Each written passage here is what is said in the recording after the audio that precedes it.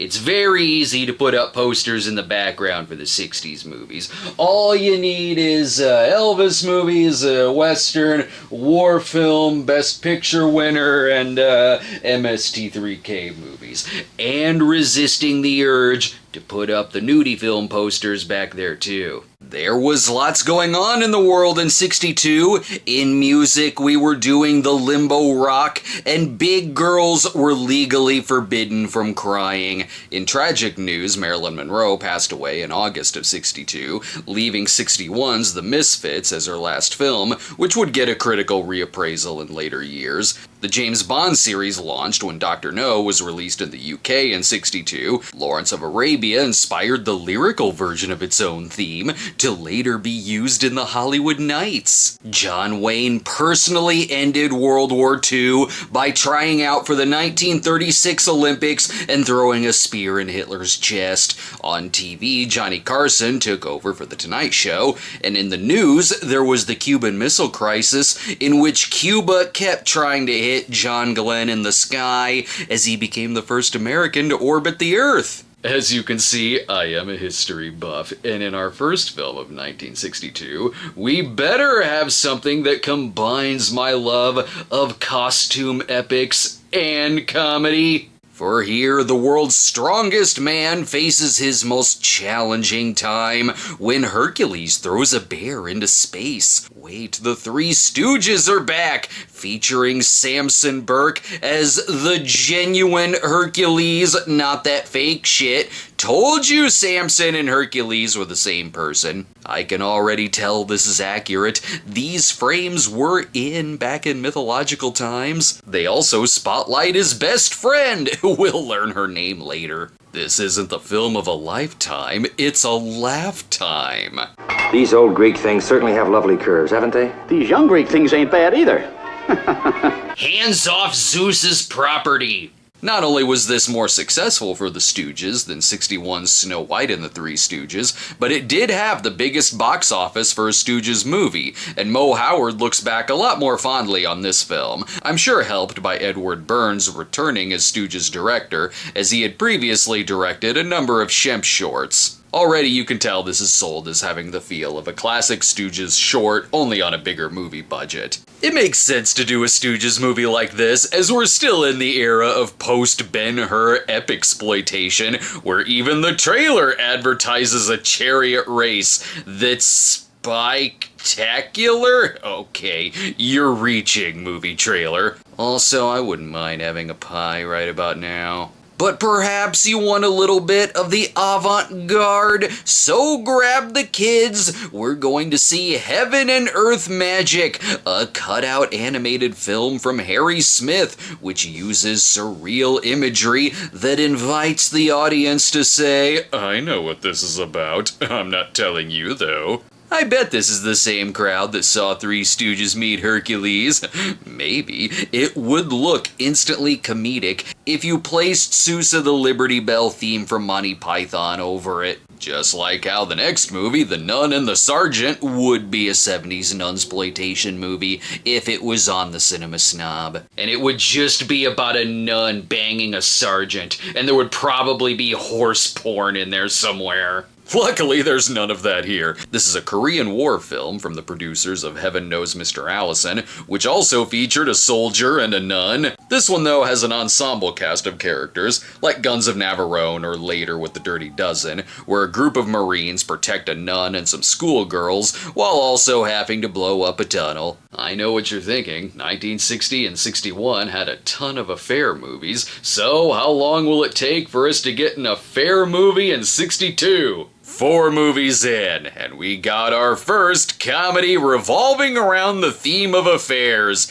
This is a Peter Sellers comedy called Only Two Can Play, where Sellers is a librarian. I certainly hope he works here, or, sir, we're gonna have to ask you to leave. It's about a man torn between his wife and another woman who is also married, but this is a pretty important film in its own right. For one, it was a much bigger success for Sellers than 61's Mr. Topaz. Sellers won a ton of acclaim for his role here. It was one of the top highest grossing movies of the year in the UK, and most importantly, the first comedy to receive an X rating, albeit only for one brief shot of nudity. The immoral Mr. Tease would not rank this movie high in the nudity department as he stares at the film through a door crack. Yeah, that Temptation movie is okay and all, but what if the Temptress was also running late for cheerleader tryouts? And how? Even the trailer guy is drooling from his mouth.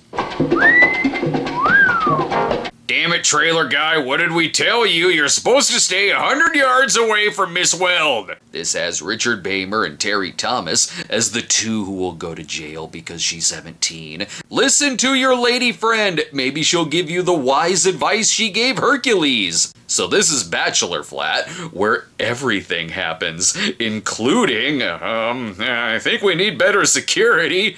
These are crazy times. Oh no, a dead hooker under the bed again. It's a wacky screwball comedy about a man engaged to a woman, but hello, I didn't know she had a hot teenage daughter. I'm not kidding, it's also got a subplot about a dachshund burying his dinosaur bone as a parody of Cinema Snob. And with this plotline, the only movie it had an affair with was the Sellers film, and thus Lolita would be birthed later in the year. Can we start calling these movies apartmentsploitation, given the trailer actually says apartment? No, this is different. We got out our thesaurus. It's a bachelor flat. The only thing hard in this next movie, though, is the drama. Tears are already flowing. A frightened girl forced to choose between a new love and an old crime, between a man who could send her to prison and his price to set her free. And it's still only Monday. I think A Fool is one of those that woos you to the movie to find out the truth of her crime. How did she end up in the strangest trap ever conceived by man? Easy, we just found out the trap is the bachelor flat. Guess no one was really interested in the answers. The movie was not a hit. What it's about is that Susan Hayward is a doctor who is being prosecuted for a mercy killing, and then the prosecutor himself hires her because his wife needs treatment, and there's also a blackmail murder plot. That sounds complicated. This is truly a year of wondering what the friend says. The well-meaning friend who knew too much. The innocent bystander who saw too much. I'm afraid. Oh, just how X-rated is only two can play. This seems like a lot of predicaments and conflicts that only exist for the sake of a movie. But I still gotta stay for the shattering climax, where the trailer tries like hell to not show the book it's based on. Sadly, another film that didn't do well this month is The Intruder, which I'd say is one of the year's best. And there's familiar faces here too. This man, take a good look at him. He's a specialist.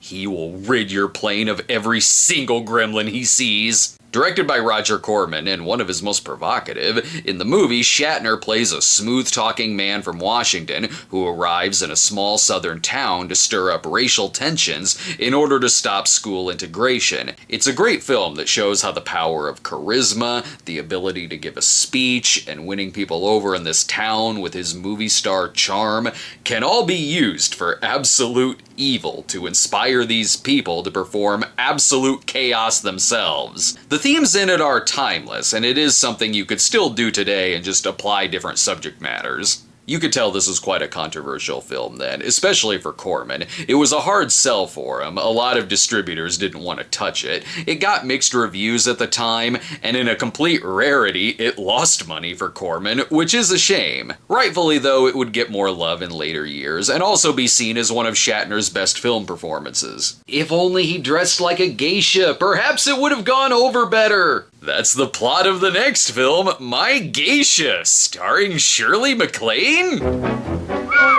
Wow. Sir, we told you before, stay 100 yards away from Miss Weld and Miss McLean. What a plot this one has. Just let the movie describe it. When Shirley sees her husband getting gay with geisha girls in Japan, she's sure that anything a geisha can do, Shirley can do better. Do you think I could put on those costumes and make my face white like that? Just like when I caught my wife going to McDonald's without me, so I jumped in bed dressed as Mayor McCheese. So in the film, Shirley is an actress who is married to a director doing a production of Madame Butterfly, in which Shirley pulls a 60s version of Tootsie to get the part without him knowing. Would you like me to come back later?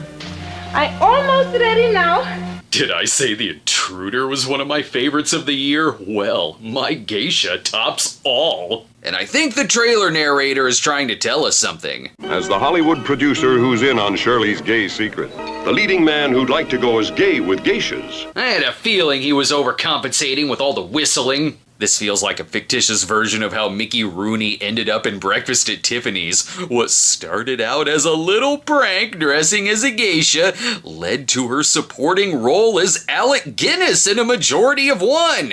And I don't know what to expect out of this next film, Babes in the Woods. These credits could either mean British comedy or nudist flick. Luckily, we find out fast. Follow three gorgeous young ladies as they go to camp. Yep, it's a nudist flick. 3 women become stranded and end up at a nudist camp. Count yourselves lucky. If this were an 80s and film episode, you would 100% be in a slasher film. Also, they're gonna be eaten alive by Giant Granny from Looney Tunes. Wait, filmed in tickled pink? Weird, I must be colorblind. There's significantly less nudist camps here. Fireworks, tuxedos, wealth. I know an F. Scott Fitzgerald adaptation when I see one. No, not the great Memesy. This is Tender is the Night, starring Jason Robards and Jennifer Jones. It's about a psychiatrist who falls for a wealthy but unstable woman, then marries her, enjoys a lavish lifestyle. And what? You're not worried he's gonna find out she has a hot teenage daughter, right? No, nothing like that. Instead, he has the hots for Jill St. John. That's what sends his wife over the edge again. She's older than 17, way different. The film is sold on its many locations, and its theme song, played throughout the trailer, did get an Oscar nomination. There's something else, too. Unfolds the story of the gayest, wildest era of our century. Great. Robards is gonna win his wife over by also dressing like a geisha, just like in the book. We're hitting all the required reading from your professor. Next is the 1962 adaptation of Arthur Miller's play A View from the Bridge, directed by Sidney Lumet. It's got everything you need: an unhappy marriage, a love for a younger woman, that being your own niece. Ooh, 60s movies are upping their game. It was filmed in both English and French versions, and is notable for being the first American movie to show 2 men kissing. What? The trailer that the narrator was born to promote, and he's nowhere nearby. And if you're worried that some of these titles may be running together, here's the next one. I have already lost track of which movie is which. Oh, it's just for kicks, like racing, and...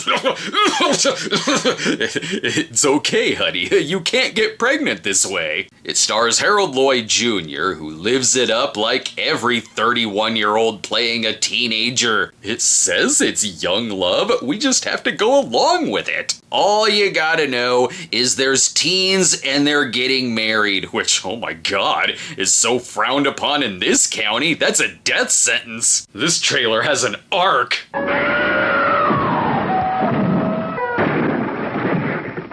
Did I just see the whole movie? Not really. They actually survive this, and the judge gives them probation for car theft. No joke. Coming up next, the nudie films are going in the 3rd dimension under the directorial eye of Francis Ford Coppola. Seriously. I'll have the usual details. Kit Kat, Fred. That's right, milk chocolate crisp centre. Kit Kat being what it is and me being what I am, we seem to come together quite natural this time of the morning. I always say... Have a break. Have a Kit Kat. How long does it take me to film these episodes? Well, between filming the January and February portions, I had a son. Hence why we've got some nicer blanketing in here for when this is also a guest room for family visitors. But it's not too early to start my son in on some 1960s tomfoolery.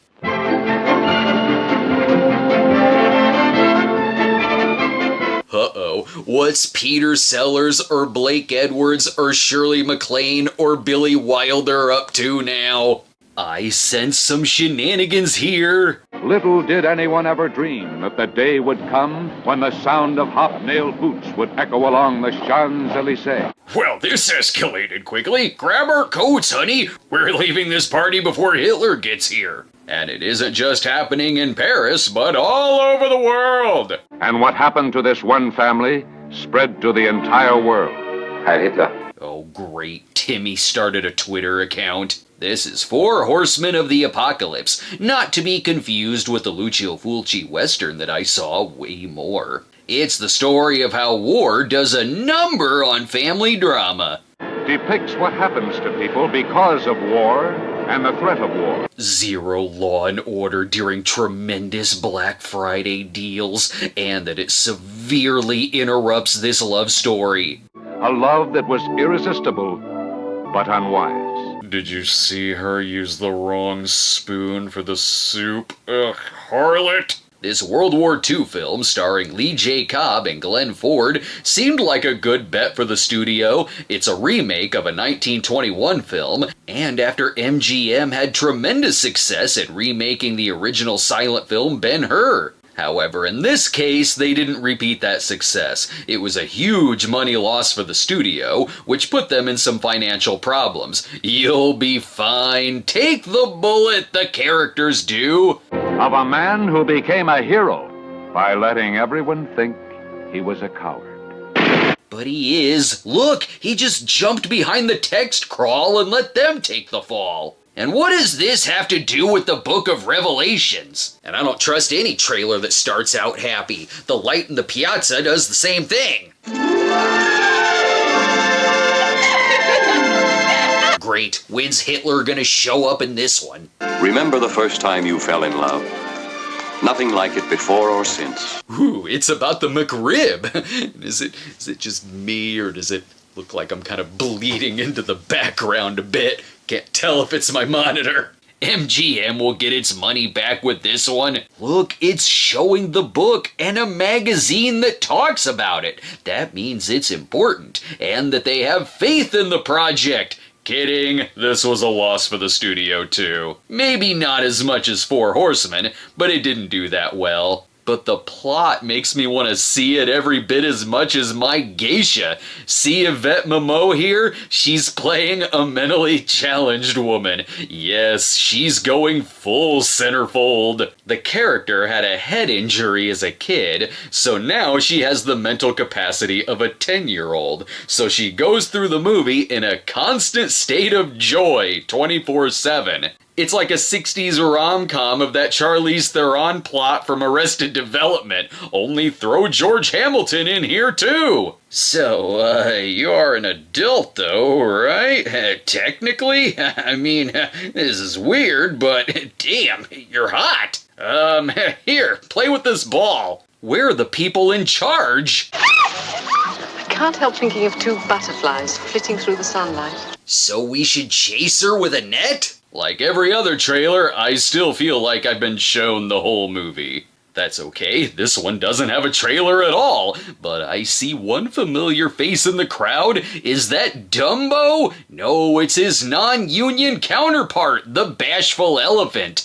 I hear it's elephantastic. Who doesn't want to be adopted by an elephant? In fact, turn it into a Simpsons episode. But until then, we don't know if the elephant's a liability, so put a dog on the poster too. It got the okay from elephants to take the family to, but keep in mind they mostly watch a lot of nudie flicks. After Four Horsemen of the Apocalypse, we gotta play it safe. Sure, remake another movie, but scale the number down from 4 to 3. There, Sergeant's 3, that'll work. This is a Rat Pack film, and one of the least talked about of those. Here it's a remake of the 1939 film Gunga Din, but moves the plot to the Old West, where it's as close as you can get to a movie version of Custer's Revenge. Gather round, kids, learn some American history, like the good times that come when 3 cavalrymen face off against an Indian chief to stop him from killing our cowboys. Man, it's the wildest. Why didn't we get the Sergeant's 3 versus the 3 Amigos movie that we all deserved? But I promised you Coppola, and you're getting Coppola. Sorta. Do you often get thrown out of Jerry Lewis or Rock Hudson movies for masturbating? Then go see The Bellboy and the Playgirls. That sounds like one of their movies, and you get some free tissues. So this is Coppola by way of Godfrey Hoeing a movie. Coppola and Jack Hill, later of Coffee and Foxy Brown, shot nudie footage, some of which is in 3D, in order to insert it into a black and white German film from 1958. Thought to be a lost film for a while, but you give yourself a few seconds online and you can find it. We found Bat Pussy, we can find this. Now, if you get thrown out of a Richard Baymer movie and the serial killer movie Peeping Tom, head down the street and watch the other new one, Bachelor Peeping Tom. I assume most Peeping Toms are single. You don't have to add the word bachelor. Also, what the hell is wrong with you? Or play it safe once more and see Saintly Sinners, also down the road. It isn't a nudie film, but it sounds like it, so you can gloat to your friends. There's gotta be another epixploitation movie playing somewhere though, right? Anno 33 d.C. Un uomo rappresenta la potenza. Ooh, I hope it's an Italian film. It is. Who haven't we made a movie of yet who ties into Jesus? Oh, Pontius Pilate, governor of Judea. Make a movie about him. Set it from his point of view. Can we get John Barrymore to play Jesus? No? Put his son John Drew Barrymore in there. Starring Jean Moraes in the title role. Who knew the story of Pilate washing his hands of all of this would be long enough for a movie and be so action-packed? They even put the amazing hand-washing action in the trailer. It's a big Italian epic, so it's still an impressive-looking film. Though I think it's losing the plot a little. Now it's a survival film about some crocodiles? I think there may be a war going on too. It was one of 2 biblical films for director Irving Rapper in 1962, with the other being the story of Joseph and his brethren. Again, don't spoil it, movie. I want to be surprised about what happens after Pilate gives his verdict. And we do actually have a movie that Blake Edwards worked on this month, and it isn't any of the wacky comedies or trailers that start out like wacky comedies. No, it's a serial killer movie. The one Hollywood began whispering about. A picture without a name. Call it The Couch. That's where my ass is all the time anyway. Now get some broads in here to audition. Written by Robert Bloch of Psycho, with a story credit from Blake Edwards. Just imagine Norman Bates with a little Tony Soprano. Sure, this young man is a serial killer, but at least he's going to therapy for it. That is what it's about. Now with a title like Walk on the Wild Side, again we play nudie film or teenage comedy. We may get into trouble if it's both. Turns out it's neither. It's a saucy bordello set drama. Whew! You walk on the wild side. Oh right, it is too early for Lou Reed to provide a song. Here Lawrence Harvey stars as a man who goes to New Orleans looking for what else? Girls! 4 women cross his path. Hallie, Kitty, Teresina, Joe. They are way hotter than the 4 Horsemen. I'd buy this apocalypse for $1. Lawrence is searching for his lost love, who may have been turned into a cat? Wait, no. She's connected to a bordello. That's easier to work with. These cat fights we can handle. If it had more afros, this would be the Jack Hill movie. After her debut in Tall Story, this is almost like a bridge film between that one and what we'd see from Jane Fonda and stuff like Clute. Here, eventually, she starts working at the Dollhouse Cafe. The Dollhouse Cafe. It isn't a place where girls play games. Well, what if my kink is to play Scrabble with dirty words? Also, here's what happens if there is teenagers involved, dumbass. She's made serious charges against you. Are you willing to gamble 25 years of your life on what Kitty will say? I'll take it. They'll love me in prison if I said I hooked up with Jane Fonda. Like 61 Summer and Smoke, we got another one with Lawrence Harvey melodramaing like hell. Maybe you can ride herd and a bunch of poor, ignorant girls, but not me. No, ma'am, you can't tell me what to do. Lawrence perfected the acting style known as the I do declare method. Remember, this is an adult picture. We don't want anyone immature seeing this, what with the classiness in the trailer.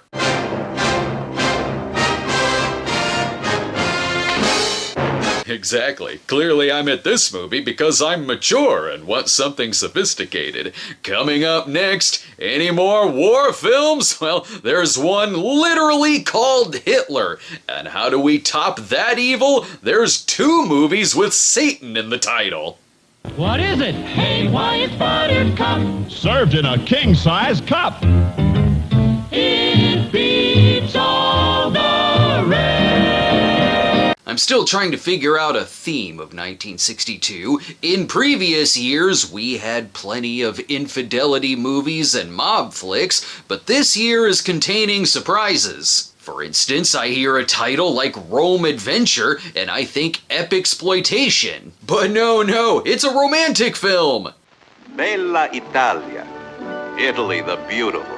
Show Caligula put a flower in a man's ass. Here, Rome is something different. It still looks dangerous. And now it has been captured on film, as you've never seen it before. I've seen Richard Burton worship the robe of Christ. We can't go a whole year without a Troy Donahue drama directed by Delmer Daves. 1961 alone had both Parrish and Susan Slade. And like those trailers, this one also features behind-the-scenes footage.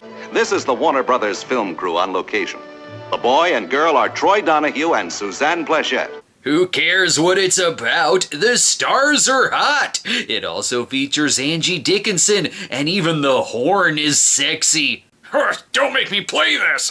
It's hot! And I love how the narrator explains the plot. Her Rome adventure begins, you see, when the librarian gets caught with a book called Lovers Must Learn. Not often you hear the use of the words, you see, like the narrator is the one pitching the movie to executives. In the film, Suzanne is a teacher who gets in trouble over a romantic book, then decides to take that book to everyone who's never read before, I guess. Whatever, she's sexy. I'd read anything she gave me. The trailer focuses hard on this being the first big lead role for her, and hell, everyone here is horny.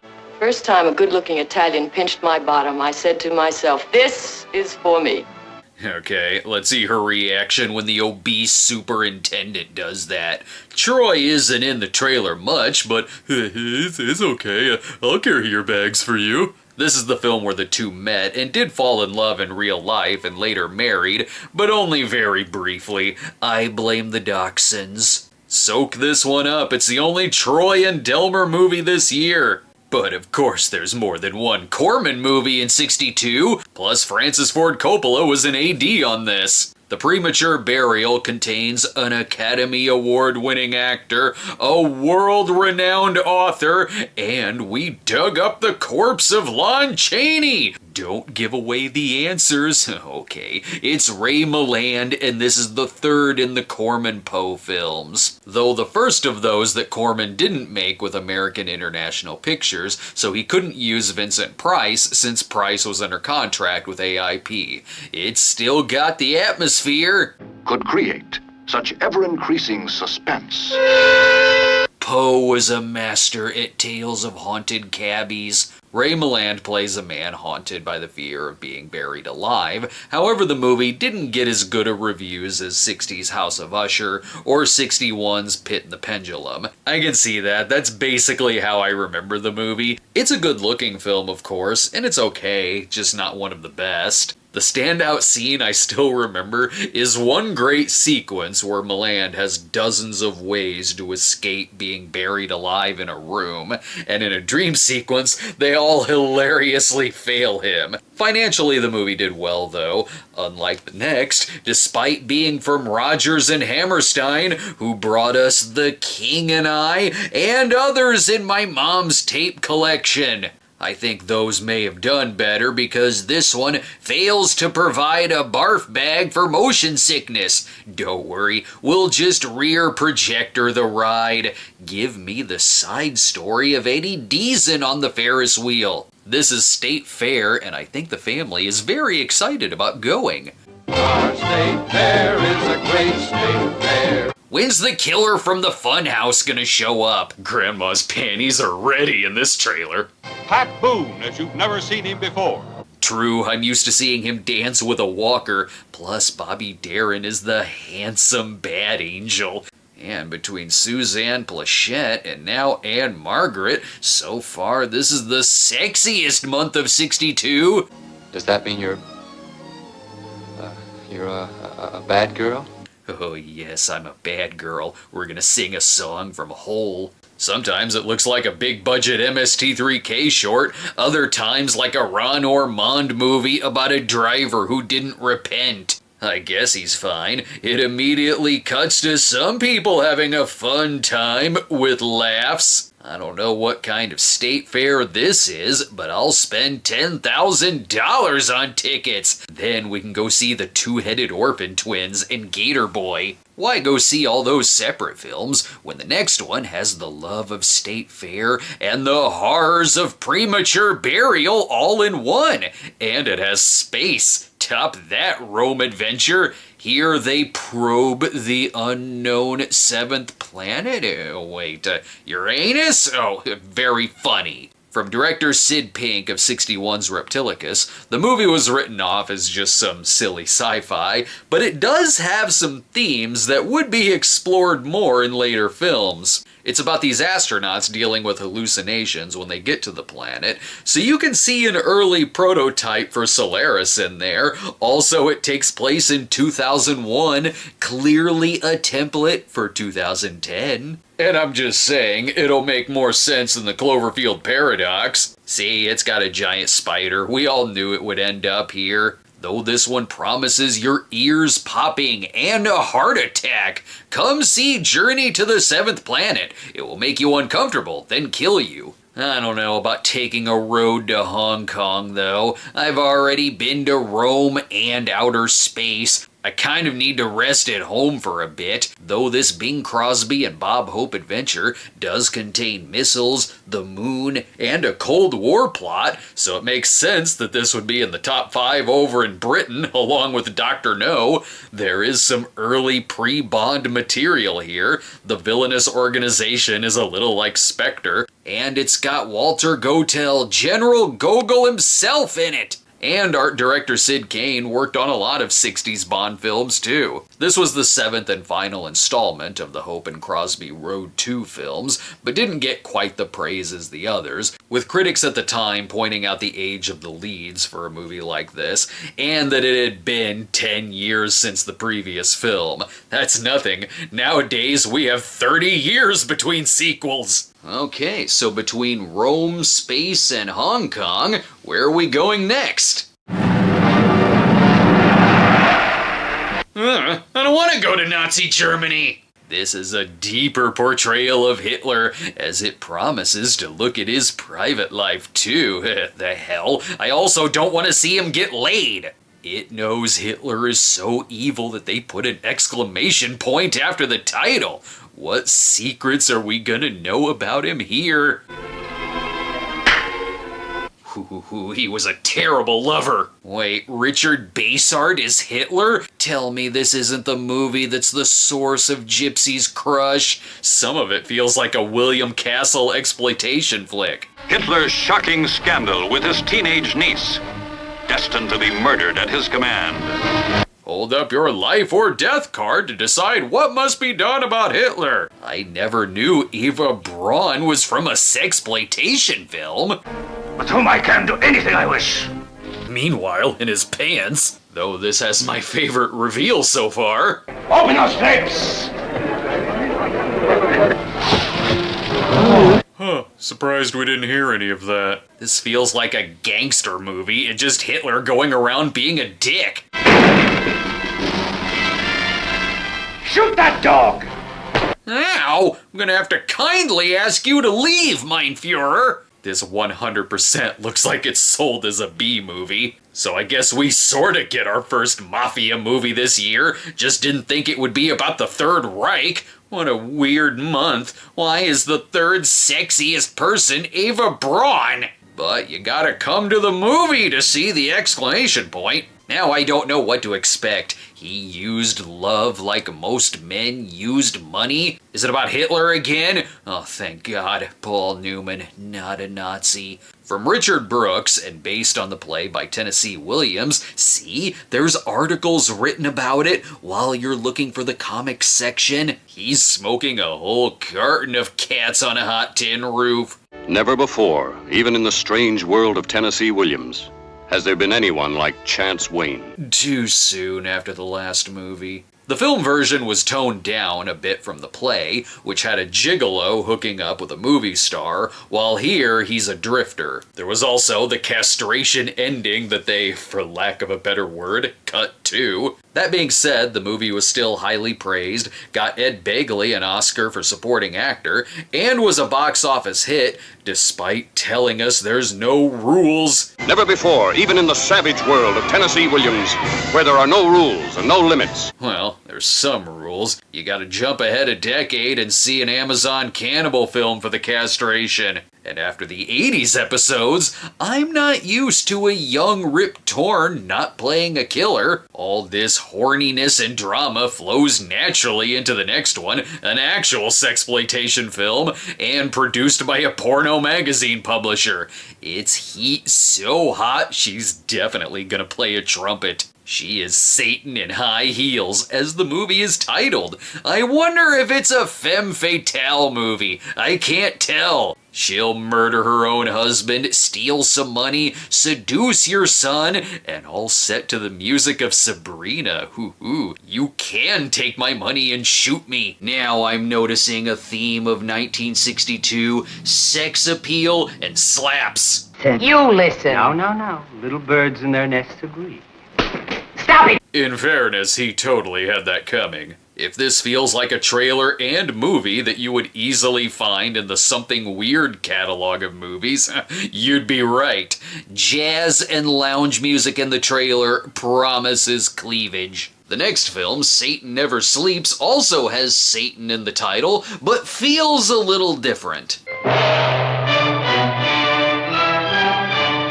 For instance, that kind of soundtrack implies a larger budget. Sure, we may have already been to China this month, but at least we're not going back to Germany again. With this one set during the Chinese Civil War, there are many temptations.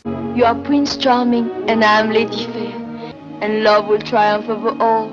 He's just not that into you, dear. William Holden turns in another powerhouse performance, if he can remember his lines. Tell me, what happened in the garden?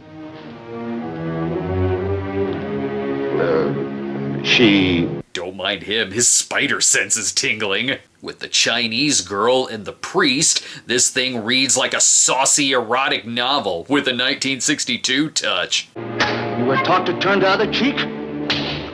See? 2 slaps for the price of 1. Although feeling like a trash novel is pretty much how critics reacted to it at the time, the budget is certainly there, and with a great cast too. It was also the final film for Clifton Webb, but it severely underperformed, even if the cast was fed nothing but gruel. And just saying, if you want to keep the communists at bay, you should have hired your own equivalent of the Sergeants 3. All this talk of sexiness makes me wonder if we got another nudie cutie standing by.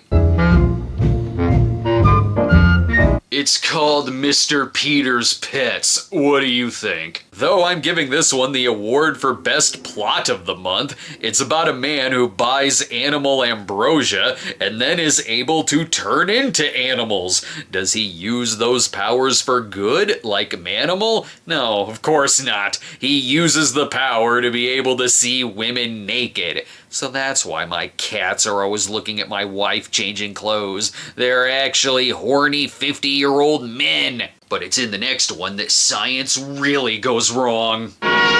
This is the story of an experiment that backfired. What, are you not able to turn into a throw pillow for the purpose of watching your neighbor undress? Hand of Death is the story of a deadly serum spilled onto a man's hands, which turns him into a monster who can kill people with just one touch. What should we do? What can we do? I don't know. We just can't call the police and have him shot like an animal. Why? Look at what he's doing to the townsfolk!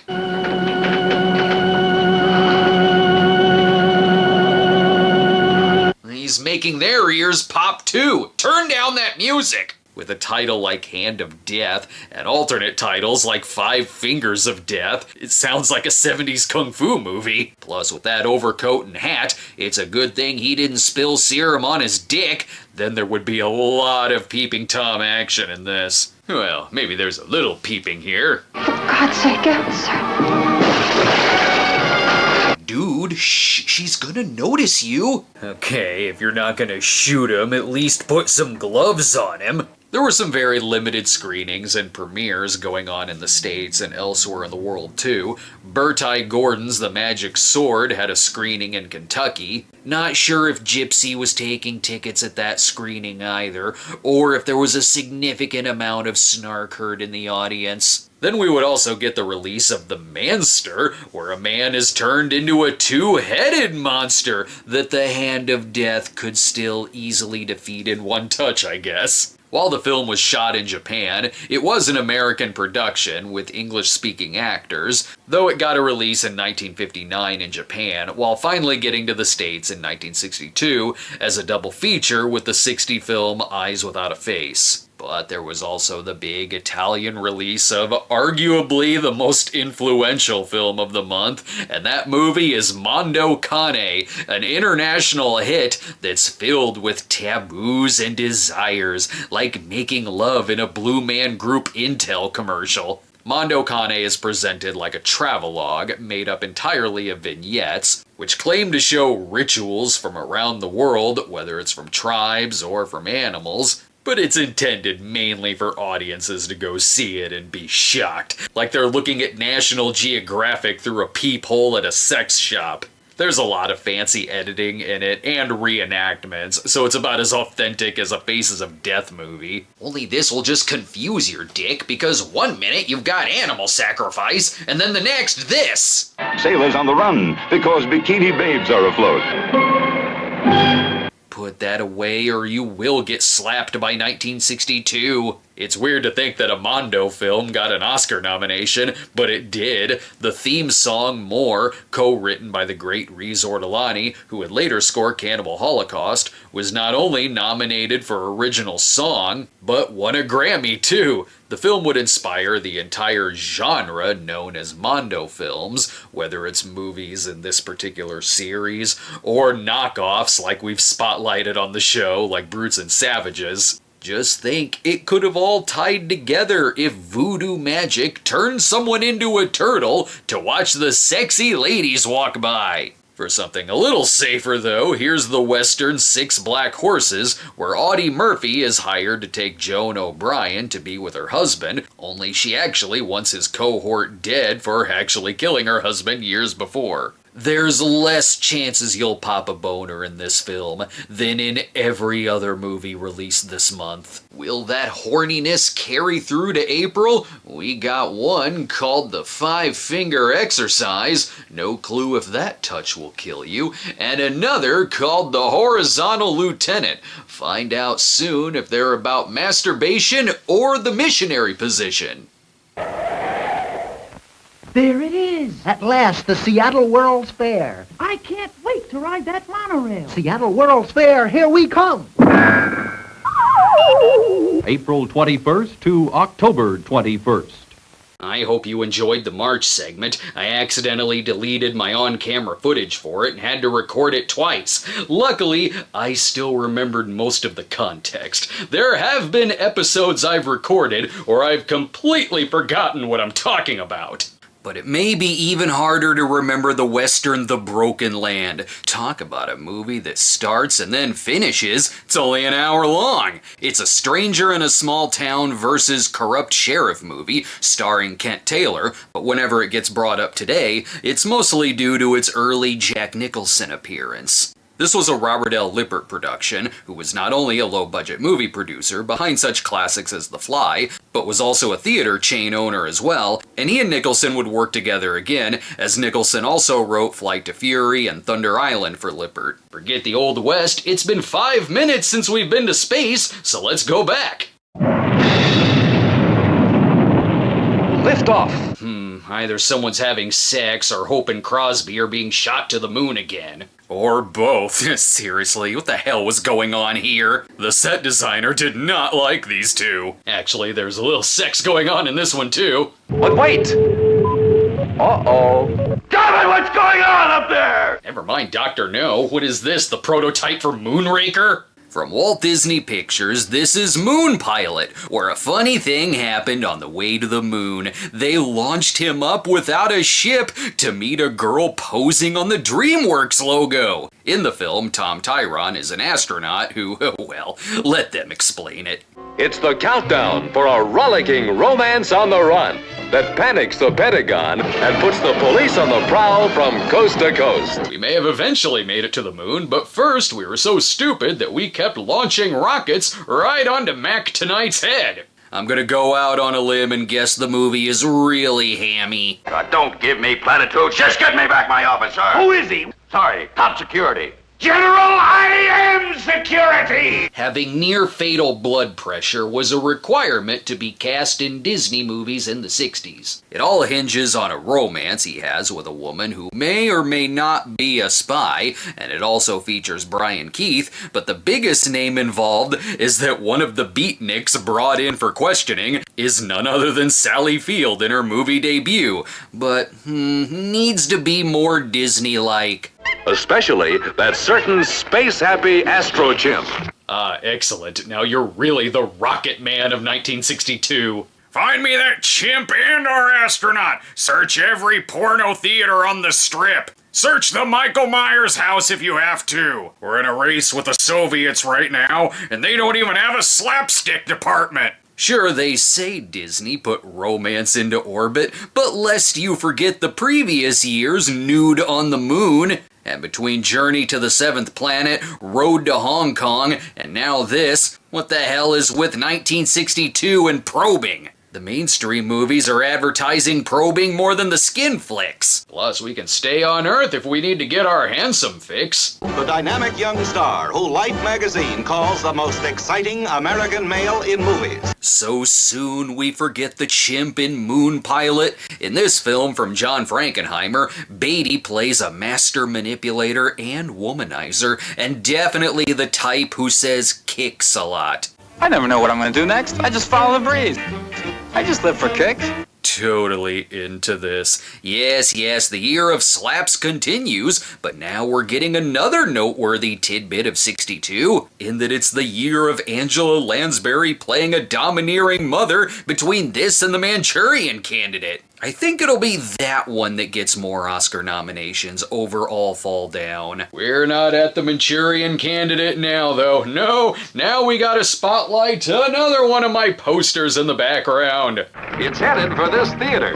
loaded with the most happy-go-lucky group of wanderers who ever came down the pike chasing after a rainbow. Excellent. Gay pride is coming to theaters. Anyway, this is Follow That Dream, one of 3 Elvis movies this year. I've gotta follow that dream wherever that dream may lead. See, we have a song and a title. Here, Elvis and family set up shop in Florida, and something hilarity ensues. Uproariously funny as a lawman who does everything wrong but gets the right results. Excellent. He's on his way to hunt down some spies with NASA. He has other problems here, though. Elvis, absolutely irresistible, who turns to ice every time a lovely lady turns on the heat. Does that imply he gets significant shrinkage? Featuring Grandpa Jack's brother, Jesse from Toy Story, a falling in the water joke, and Elvis crushing a man's windpipe and then killing him. Of the Elvis movies, this is one of the ones I remember the most from when I was a kid. It was one of my parents' favorite Elvis flicks, so we had it taped off of TV when I was growing up. Though looking at this, I'm wondering if the guitar transitions are in the movie more than anyone else. They're in the trailer more than Elvis is. This one's all about dreams too, if your dream is to be behind bars, where apparently it's take your child to prison day. Whether it's the 60s, 70s, 80s, or 90s, we can always count on a women in prison flick. Such as this film, House of Women,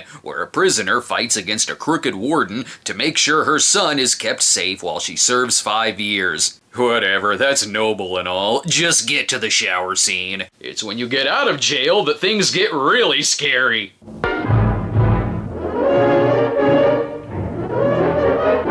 "1962 is quite the stressful year for Gregory Peck as an attorney.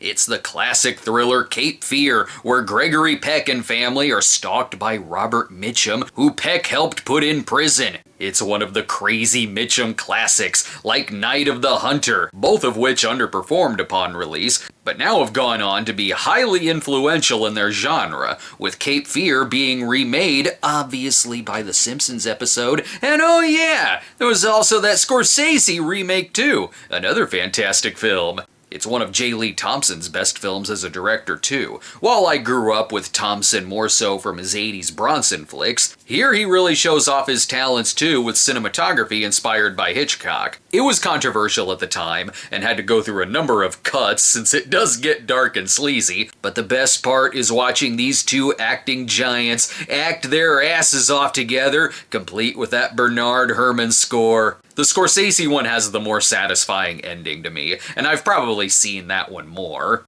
But this is still a flick that I'd call one of the best of '62, and not gonna lie, it is one of my favorite Simpsons episodes. Let's get another Omen cast member in here for a thriller. Now it's Lee Remick's turn. I like how the trailer for Experiment in Terror starts. What if there isn't a killer? What if she's just nervous after leaving the theater to Cape Fear? Whoop, never mind. And nothing's going to happen unless you do something foolish. Here it's Ross Martin of Wild Wild West that goes berserk. We talked a little about comedy legend Blake Edwards going into thriller territory with a story credit on the couch, but with Experiment in Terror, he goes the full thriller route, as this was his directorial follow-up after his smash hit Breakfast at Tiffany's. With a score by the great Henry Mancini, it's got those classic crazy phone call scenarios too. Dirty little double-crossing. I didn't know that man. I never saw him before in my life. You're a lying little... Why didn't you come out of your hole and get me? Look, will you stop interrupting and let me call you a bitch? Edwards goes dark very well here, with a solid stalker plot combined with a bank heist plot, and between this and Cape Fear, it's a good month for these kind of movies. What other acting legends will we get to next? Mantle and Maris take a batting lesson. Yes, Mickey Mantle and Roger Maris as themselves. What? This really happened? And William Frawley is their coach? You're supposed to miss the ball. Who made you the director of this picture? Yeah, who are you? Mantle and Maris should already dust off the shelves for those Oscar trophies. What a weird trailer. Only in Hollywood can Bill Frawley teach Roger Maris and Mickey Mantle how not to hit a ball. Get it? I guess someone asked for this movie. Ask and you shall receive, you weirdo. So this is safe at home, and as surprised as I am that it exists, I guess it's not an uncommon genre. It's one of those kid meets his heroes who play themselves movies. Just think sidekicks without the fighting. This is a bizarre trailer that changes tones fast. Have they found him yet? No, but Mike told us he went to Fort Lauderdale. The police are looking for him now. Let's go. How did we go from "I'm gonna teach you how to hit a ball" to "the police are still looking for the missing child"? But back to Coach Frawley and spectacular athlete acting. I guess you're right. He reminds me of a couple of kids I used to know. Couldn't get enough of baseball. Used to follow the players around everywhere they went. My God, can we get the Looney Tunes in here or something? There's gotta be some aliens around who want to challenge Mantle and Maris to a game. Even athletes as themselves wasn't uncommon back then. Jackie Robinson played himself in his own biopic. And this one's also inspiring. As little leaguers learn the big league way of doing things from the greatest big leaguers of all. You gotta chew tobacco, scratch your crotch, and have a whiskey-chugging contest with a group of hookers, kid. Whoa, this better not be the same movie. Oh, god damn it, Richard Basehart. Why hasn't anyone stopped your reign of terror? Also, this is the worst Batman series scene transition I've ever seen. James Bond isn't here yet, folks. As you can see, he's still on his way to the gun barrel opening. I'm guessing this is either war or we just won the Super Bowl again. Woohoo! Wait a minute, the counterfeit trader? What a ripoff. I asked for an authentic trader, thank you very much. This is another William Holden war set movie this year, and it's a true story film where Holden is perfect to become a spy.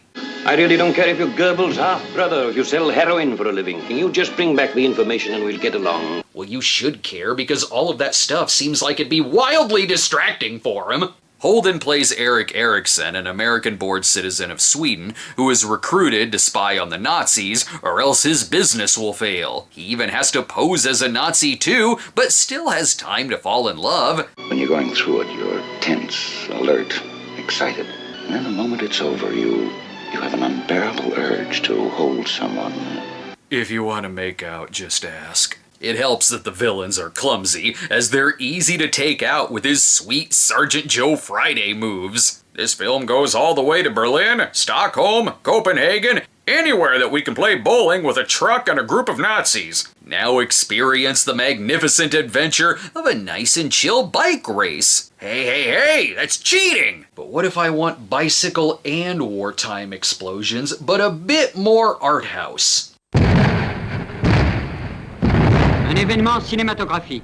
Hoo-hoo, now we're speaking Cinema Snob language, and by that I mean French. Even the shots of the book scream Film Festival winner. Based on the book by Henri-Pierre Rocher, this is Jules and Jim from Francois Truffaut, director of The 400 Blows, and wait, he was Klaus Lacombe in Close Encounters, right? This is our influential French New Wave film of the year, set around World War I. It's a love triangle flick between a writer, a fine lover of the arts, plus a free-spirited woman named Catherine, which seems far more stressful than when they fight on opposite sides of the war. With its different editing techniques and an acclaimed soundtrack, this is another one this month that had a big influence on Scorsese, and let's not forget Jules and Jim later giving us the genius of Tommy Wiseau. Sure hope the next one features war too. Hey, down in front! If it's so top secret, how was I able to buy a ticket? We're getting all kinds of tones. We've had the espionage thriller, the art house tragedy, and now the zany side of war. That's what I dreamed about. You know what happened? People often leave the slapstick out of the history books. The animated opening guarantees tomfoolery. Finally! I wanted to see the war if it happened in the same universe as Follow That Dream. I can feel the romance. A real pretty one. Shame on you. Hey, come on, it's not cheating if my wife's in another continent. This is another Jim Hutton, Paula Prentice team-up, who were briefly kind of a package deal. Through 60 and 61, they were featured in Where the Boys Are, Bachelor in Paradise, and The Honeymoon Machine. The title comes in where he's hit in the head and rendered horizontal, and then falls for a nurse. Oh, and also war missions. The Horizontal Lieutenant is the never-before-told saga of the nuttiest secret mission in which the armed forces were ever entangled. tangled. Letters from Iwo Jima really didn't focus enough on the wackiness. We just got our orders from Lieutenant Daffy Duck. Operation Hit Hitler on the Head with a Mallet is in full throttle. This trailer narrator could make anything sound jolly. This is Tada, the girl-crazy spy. Tada persuaded the enemy to embrace democracy, and Miyoshi Yumiki makes a charming enemy. This feels like Grandpa reading us the movie's plot points as a bedtime story. The movie didn't do particularly well, so it was the last team-up of Hutton and Prentice, but don't worry, folks. You can see more of this universe coming soon in Hogan's Heroes. You can't convince me that Colonel Klink doesn't exist in this universe. The opening credits list a typewriting chicken, and we can't leave without another sound effect. Baby, I'm horizontal again. Now get down here and join me. I'm happy to report that the Five-Finger Exercise is neither a jerking off film or a kung fu film. It's also not a war film either, unless you count the fact that the Harrington family is at war with each other. And enter a music tutor into the mix, played by Maximilian Schell. The only way this could shake up the family unit further is if it were another plan for Max Cady to enter their lives. Based on a play by Peter Shaffer, this adaptation did receive a lot of criticism from fans of that play due to the many deviations and the condensing that the film version does. You took out the castration again, didn't you? But when I see the poster for the next one, I think, oh, wait, did I talk about this already? Oh no, the other one was Hand of Death. This is Hands of a Stranger. He might not kill you, but he'll still touch you. It's another science gone wrong movie, isn't it? That human life one day might be extended indefinitely by the replacement of defective or worn-out parts. Excellent. The world's first penis enlargement. Oh, it's about his hands. Get the world's largest bottle of lotion. It's an inspiring hand transplant story. Just don't mess it up. Comes the astounding case of the surgeon who replaced the shattered hands of a maimed pianist with the inhumanly strong hands of a dead killer. What? Why did you pick Abby Normal's hands? Ah, it's because it's the year of slaps. You're a monster! A selfish, crazy monster! Come to think of it, I have seen things like this. Just add a little Dr. Strange in there, maybe Oliver Stone's the hand if it crawls around killing people, and most importantly, when Homer had an evil hair transplant. It makes him kill and be a clumsy oaf, but also... Hands of a stranger that he could no longer control. He ruined the piano recital. I've got a good feeling about this. Even the trailer says it's fantastic, and it wouldn't lie to me. After all, evil hand transplants aren't impossible, are they? No matter, we're getting a classic now. 2 great stars for the price of one, and from director John Ford. It's Jimmy Stewart and John Wayne in The Man Who Shot Cans Off a Fence, or The Man Who Shot Liberty Valance, where the twist is that the song by Gene Pitney is actually nowhere in the film. But the Old West is still there. Out of the flame and fury of the frontier, the Old West lives again. No, what about Peter's Place? The only place you can get ambrosia that helps you see naked women. Stewart plays a politician who tells a story from years ago about what really happened to the town asshole Liberty Valance, played by Lee Marvin, and if there's more to the story of who really shot him. Of course, the real story is that Stewart and Wayne are at least 20 years older than their characters. But you can tell which one Marvin is in the credits. Ooh, John Wayne and Lee Marvin together? No saloon in sight will be spared from a drunken brawl. This is one of my favorites of both Wayne and Stewart. It's a very entertaining film about legend versus reality, the difference between a black and white scenario and nuance. Just don't spoil it in the trailer. Damn, it gave away the answer. It's the trailer that shot Liberty Valance. There's more legends in the next film too. It's Yul Brynner in The Man Who Shot My UPS Driver, or Escape from Zerane, based on a 1960 book by Michael Barrett. Just picture a bit of the Magnificent Seven as Brynner leads a squad through the desert to escape a war-torn fictitious country, and add a little Exodus in there, and be sure to get it out in theaters before Lawrence of Arabia. there's enough food for everyone. Yeah, you be the cook. I don't eat this. Well, suit yourself, Frankenstein. There's nothing else. But it's way too hot out for chili. But elsewhere, we have to watch out for eagles. A nighttime of terror, when a man's beliefs were shattered for all time. While it may not exactly be a killer animal flick about a crazy eagle, this promises the most terrifying emotional experience of your life. Get your coward's corner ready, folks. And hilarious phone call editing. Don't answer me.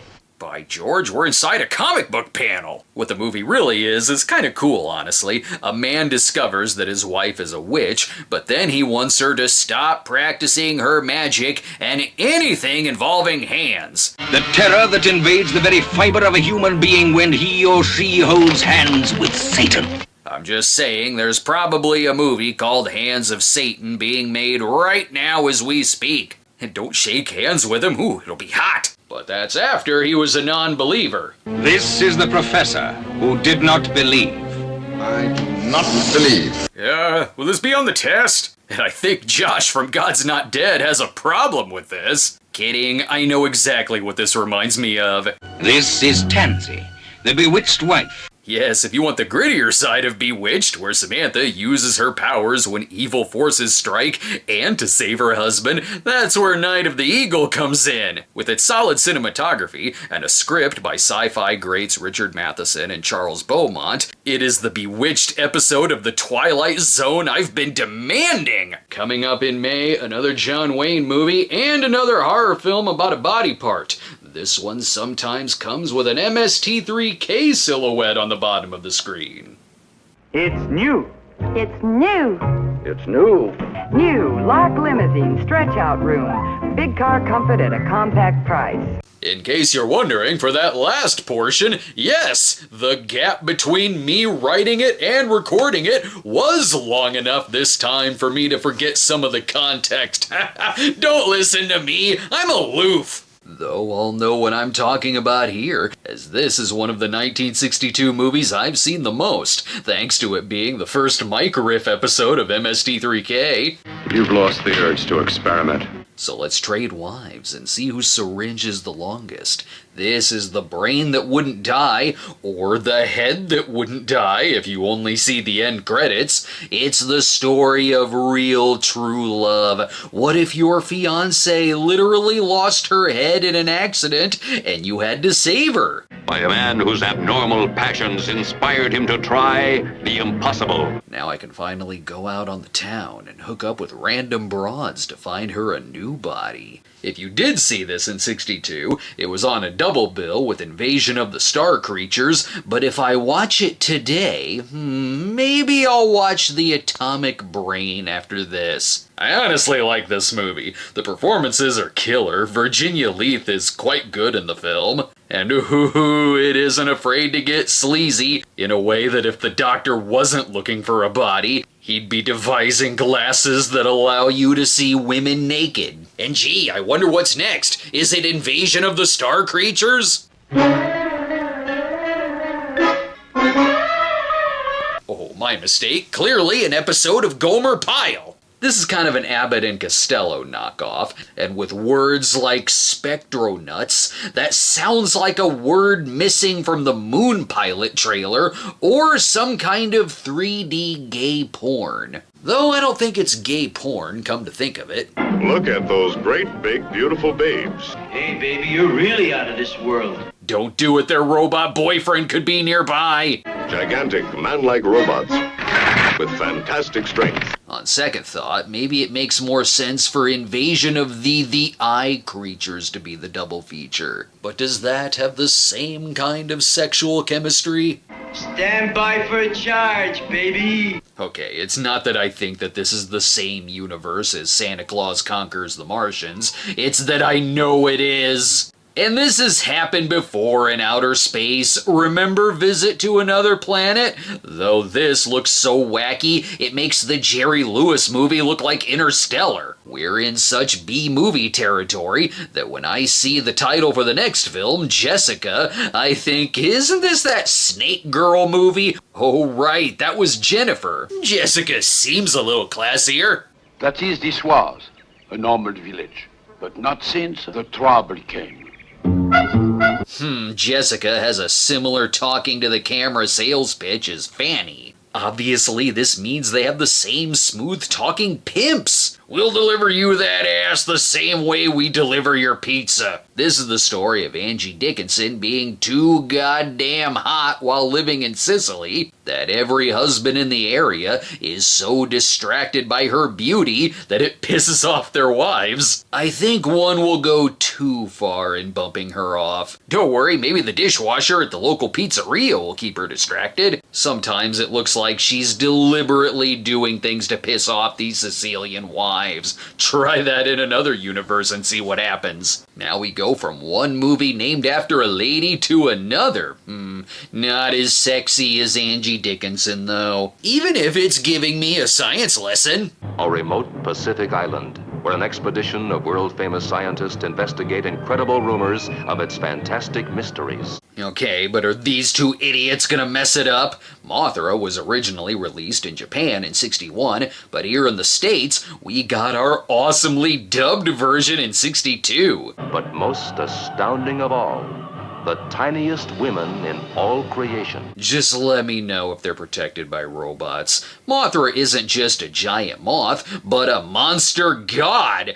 I don't know what that means. I just know that this is the version we all grew up with. You know, being shown at about 2 a.m. on our local TV affiliates. They are selling the movie quite well, though. They're showcasing a lot of the effects, but Mothra itself, well, you're gonna have to see the movie to see what hatches from this tease. Here's Mothra. Okay, what's going on here? The picture that takes its rightful place among openings where the crawl is too slow? Joking aside, here is one you should check out from the month. The film is War Hunt, kind of the Platoon of its time, though here dealing with the Korean War, and has to do with an unhinged member of the squad, awesomely played by John Saxon, who practically plays a serial killer on the battlefield as he dons dark clothing and kills anything that moves come nightfall. Aside from getting great reviews upon release, it's also notable for being the first big role for Robert Redford and Sidney Pollack and Tom Skerritt as well. You can even see Francis Ford Coppola in the film too, trying to get all the bras he can across enemy lines to get to his next skin flick. Aside from being a tense war film in and of itself,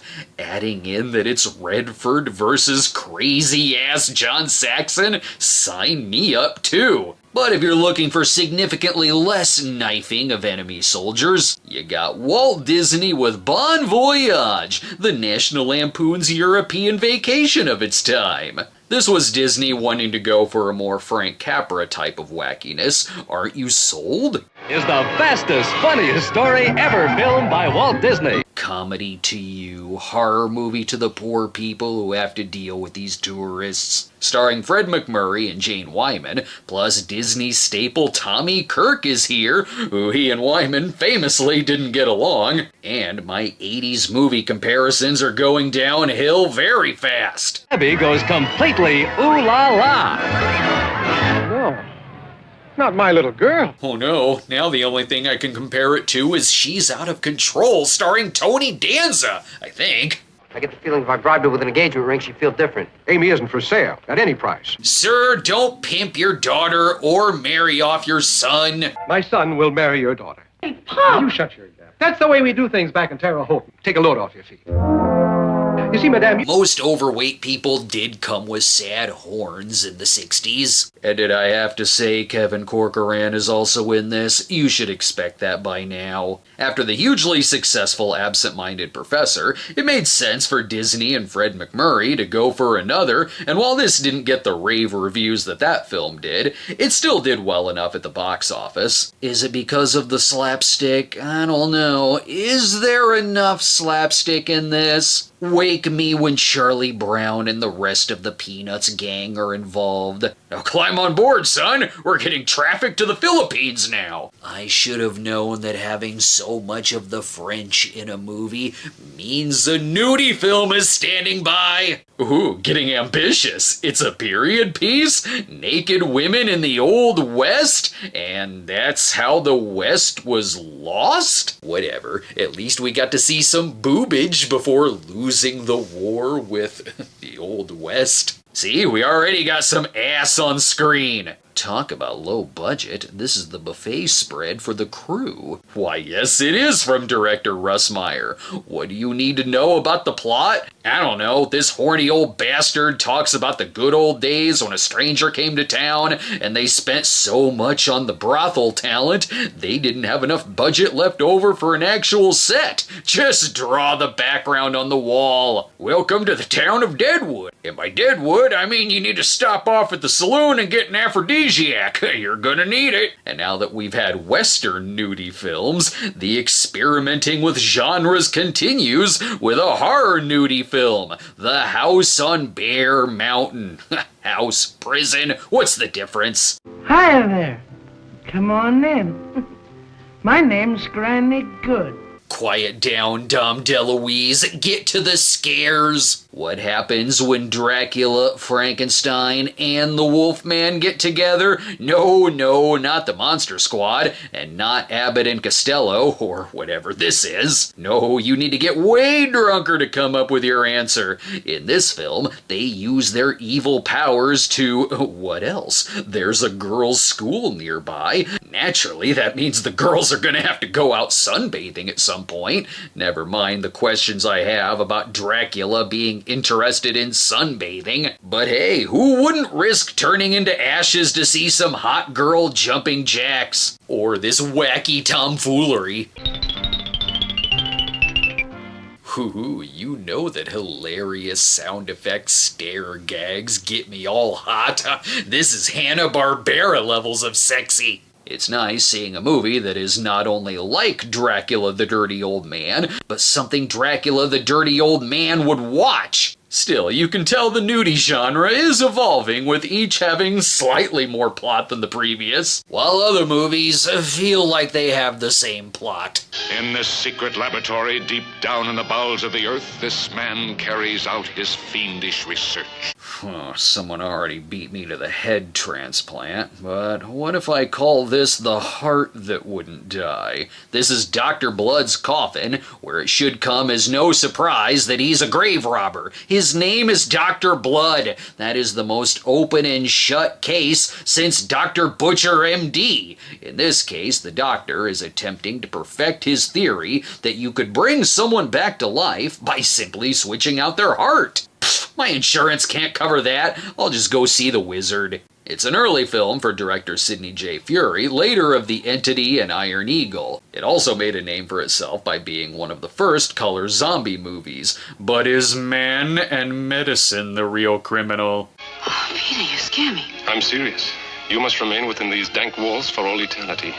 She seems okay with it. Again, I'm starting to wonder if all these mad scientists just simply want to get laid. I'm not sure if your makeshift heart transplants will work at all, and we're running out of rock fields to put the dead bodies. Maybe if the inspector wasn't off having his own film, these cases could be solved. Or, wait, maybe this guy does have some other important things to do. Also known as Lisa, this is a movie where a girl survives a concentration camp, but the troubles are shockingly not over, as an ex-Nazi then tricks her in an attempt to sell her into sex work. Good God, Inspector Stephen Boyd, do what you can! Save this girl! The grave-digging mad scientist doctor can wait! But still, if you could advertise it like it's also about a severed head, that would be an excellent compromise. And throw Dr. Loomis in there too. And we've got another prison escape going on. It's Kirk Douglas, who may be brave and he may be lonely,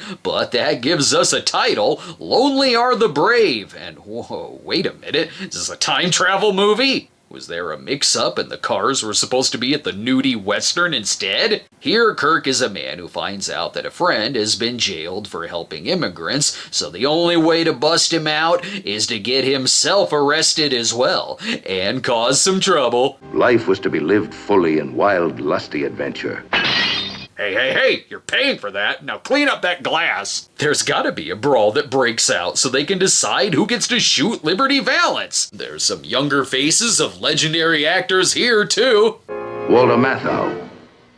Michael Caine. Trust me, I'm Michael Caine. Leave the oil on my face for On Deadly Ground. This was one of Kirk Douglas's most favorite of his movies. He was a hardcore producer on it, and loved the book, The Brave Cowboy, so much he wanted Universal to turn it into a movie. Douglas regular Dalton Trumbo of Spartacus even wrote the script. Still, with shots like this, I often ask myself, what would Thunder Warrior do in this situation? Oh, shoot the helicopter down, of course! And if you think the Mad Doctors are back, psych, this version of Cabinet of Dr. Caligari drops Doctor from the title. Thank God, now I won't be scared that the movie is smarter than me. Med student Caligari is more my speed, as long as there's freaky cinematography. Stop!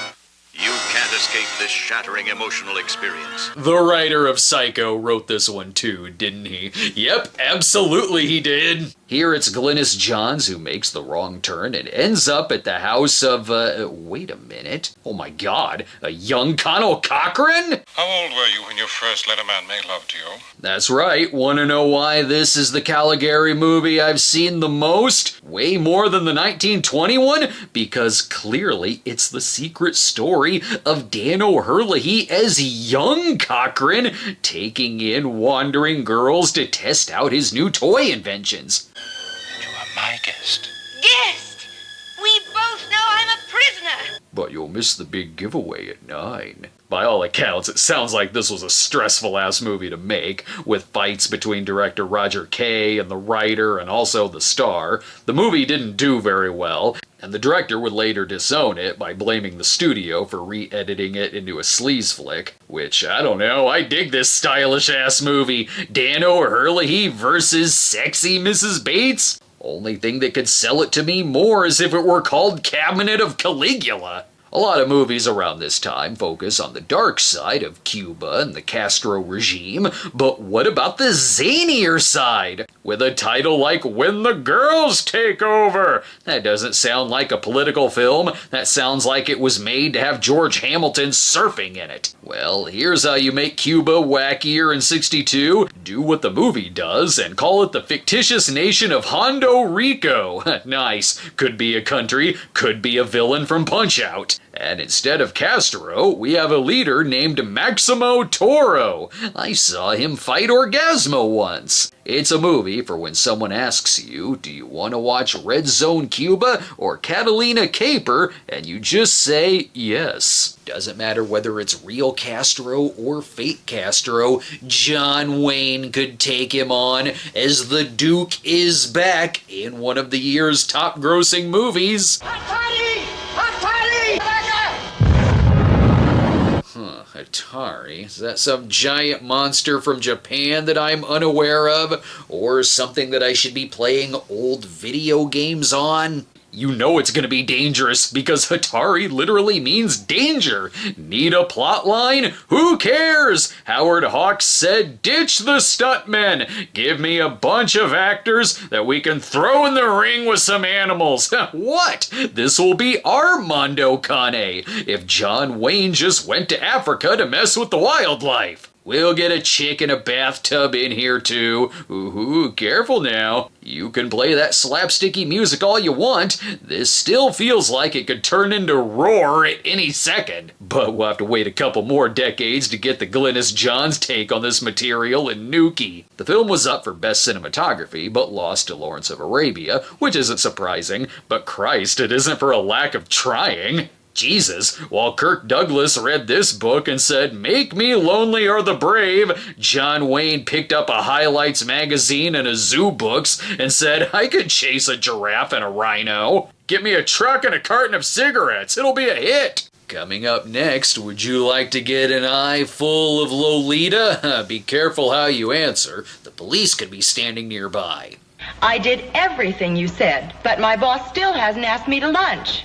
Unlike some deodorants, Fresh doesn't guarantee you'll get ahead in business. All Fresh does is keep you fresh. Welcome back to an episode that proves I have total dad brain, which means we must double back for some much needed corrections. Told you I was aloof. Starting with the invasion of the star creatures was all about spacetro-nuts, not spectro-nuts. Damn you, thesaurus! And the Jerry Lewis wackiness can be found in Visit to a Small Planet, not Visit to Another Planet.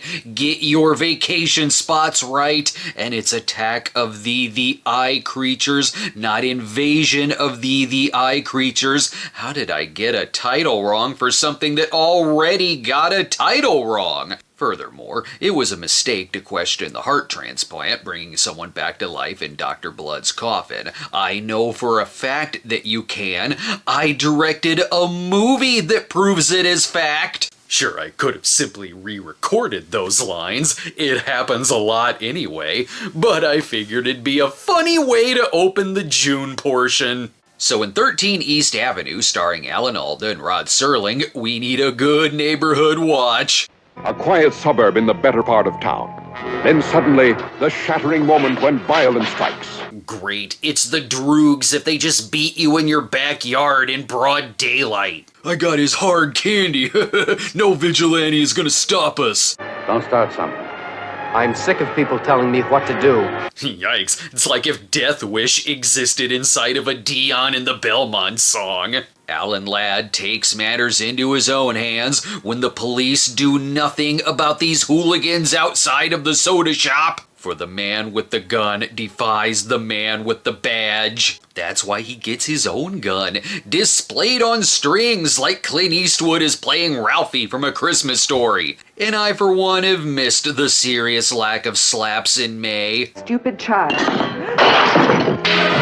Slow down. This is 1962. We gotta stop at slaps. We can't go the full Death Wish 1 and 2. Also, am I seeing the whole movie? I've lost count of these delinquent films that always work in driving off a bridge. That car needs long-lasting freshness, so borrow a stick of gum from Walt Disney Pictures with Big Red. Between Old Yeller and Big Red, Disney needed a green dog to complete their Canine Stoplight trilogy. Here, a young boy who isn't Kevin Corcoran trains an Irish setter to be badass Clifford the Big Red Dog. For as it says in the song, while you walk him, say wolf a little longer, shake his paw a little longer, give your breath long-lasting poopness with Big Red. Though I'm not sure that I like a month where you could actually say, June is going to the dogs. If you're more of a Lassie type person, we've got Lad the Dog, based on the 1919 book. Or it's just a spoiler that at the end of 13 West Street, Alan Ladd turned into a dog. Warner Brothers did have high hopes to turn this into a Lassie-like franchise with sequels and a TV series, and although the movie had a fairly small budget, it wasn't received well enough by critics or audiences at the time to do more films. Figures, we didn't even get a Big Red sequel, Trident Cinnamon. If it's really low budget you want, hold on to your caveman clubs. From ancient Genesis to the modern screen, is the name written in blood. Ega! That's nothing that a nice dip in the pool can't wash off. Who needs Follow That Dream? We got Arch Hall Jr. Didn't this start out as a horror trailer? That's old news, baby. Thrill to the newest recording star, Arch Hall Jr. You'll get no mockery from me. I do own Arch's Best Of album, so I'm glad Arch Sr. was able to make this movie off the profits from 1961's The Choppers. This year may be the birth of James Bond, but what about the birth of Jaws entering the Iron Age to make his teeth? A weird-ass movie like this calls for a weird-ass trailer. See a tough giant, tamed by the soft hands of his captive woman. Hello, you were Brendan Fraser under that beard the whole time? Forget the plot, tell us more random shit. They lose her to a boy in a dune buggy, escaping a burning desert. Egar's primitive passion was love or kill. Sure, but does it have extremely low-budget slaps? Damn right, this MST3K movie makes the brain that wouldn't die look like Oppenheimer, and is one of my favorite episodes because of that. It gave us the Porkerino! You may think that this next one, It Happened in Athens, would also be on the low-budget side, given the trailer looks like it sat out in the sun during the filming of EGA, but this Jane Mansfield movie was one of her bigger budgeted films. The surviving quality of the trailer, though, may tell you how well it did at the box office. Ah, they're much better quality. Ooh, yowza! Let me guess, this is from the point of view of a man who went to the dentist and somehow turned into Lad the dog who likes peeping in on undressing movie stars. This sports rom-com about a marathon runner is kind of a curiosity factor because it's one of those what-if films. The lead male star was Trax Colton, who only had one minor role before this, but was being put out there like he'd be the new young heartthrob. However, when the movie underperformed, he was released from his contract and never made another movie again. Like that Clinton Spilsbury type of actor, where you wonder what an alternate universe would be like if their movies were hits. But this next one sure as hell was, and is one of the best of '62. Based on the book of the same name, they said Lolita would be unfilmable, and Stanley Kubrick said, "Hold my advocate." He got Lolita made, despite having to severely tone down the book due to the censorship board. It's still a wildly controversial film, about a man's infatuation with a 14-year-old girl, to the point to where he'll even marry her mother to get closer to her. It's got Peter Sellers there, though. That'll make it hilarious. Actually, the movie is quite funny. It is the humor that Kubrick focuses a lot on from the book, since he had to water down the sexuality, plus the controversy was part of its advertising. Get ready for that Kickin' Nelson Riddle theme to be delightfully stuck in your head. Sure, you can keep asking, how did they ever make a movie of Lolita? But remember, this is the same month that gave us another professor offering his daughter as a hot piece of meat to a caveman. After being more of a director for hire with his previous film Spartacus, Kubrick is back with a vengeance as a warning to keep it in your goddamn pants, James Mason. Just go see Jailbait Babysitter or something. This one, though, less controversial.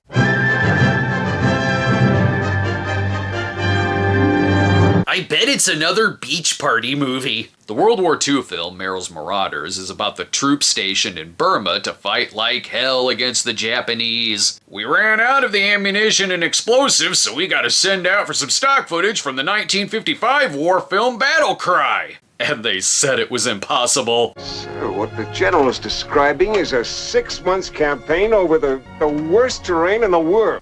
Pretty good, but read it sounding even more like Charlton Heston. Directed by the great Samuel Fuller, it's sadly known now for being the final film of its star, Jeff Chandler, who injured his back playing basketball while filming the flick. And you can see that he isn't feeling his absolute best in it. Then later he tragically passed away at the age of 42 during back surgery when the movie was complete. But he still got to act his ass off in one final film, where we now know the secret weapon of the Marauders. I said tell Merrill to pick it up himself. If I'd taken my last order from that butcher. Ah, a punch. The manly slap. But remember when the earliest of 60s movies were all about affairs and less about slaps? Well, that touch of mink remembers. Featuring Doris Day and Cary Grant thinking, if I'm real quiet, she might think I'm Rock Hudson. You'll laugh, smile, grin, howl, roar, and chuckle. All the things she's not doing in this shot. The title says we have to touch you. We can't let the audience down. Even the letters are passing out from Carrie's handsomeness. But we still know it's 1962. Co-starring Gig Young, for whom nothing is ever quite right. See, there's your slap. Carry on with the affairs. Yes, Cary Grant is all about a whirlwind romance while she wants to save herself for marriage. Damn, guess I'm going home with my right hand again. Doesn't matter, odds are I'd get hit with hers anyway. While audiences were thirsty for a rom-com, we'll still rent out the Kubrick suite anyway.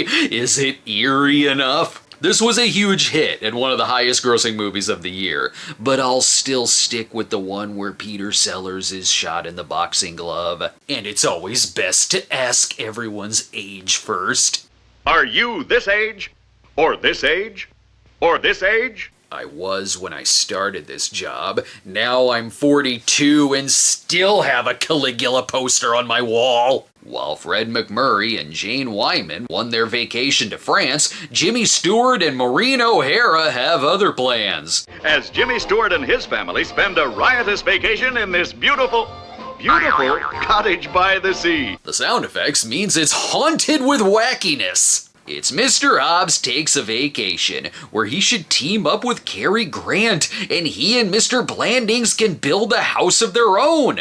But Paula Prentice and Jim Hutton are out of the game. Oh, no matter, the kids will show up for Fabian and Lori Peters. Jelly roll, gumdrop, milkshake. So you're saying I should go to the concession stand? Everyone's pitching a tent. Whoa, getting too close to her rear window. And what? Uh-oh. It was for the best they cut out the sequences where John Saxon dons all black and knifes to death the beach bums. Be careful with this kind of tomfoolery. This is how rear-projected sleepaway camp got started. This is a classic Jimmy Stewart comedy, and a lot of people like my dad grew up with this one like my generation did with John Candy in The Great Outdoors or Summer Rental. And there's more 60s slang here. Why you never again were able to suck me into another gay, happy, carefree vacation. That's weird. Usually one likes to take a gay vacation privately. Another martini, please. And tickets to The Music Man. Yes, the third highest grossing movie of the year. Nominated for 6 Oscars, including Best Picture. It's the story of Harold Hill, smooth talking and singing con artist who hits a small town, convinces them to donate money so he can skedaddle. Wait a minute. Such a ripoff of the classic Simpsons episode.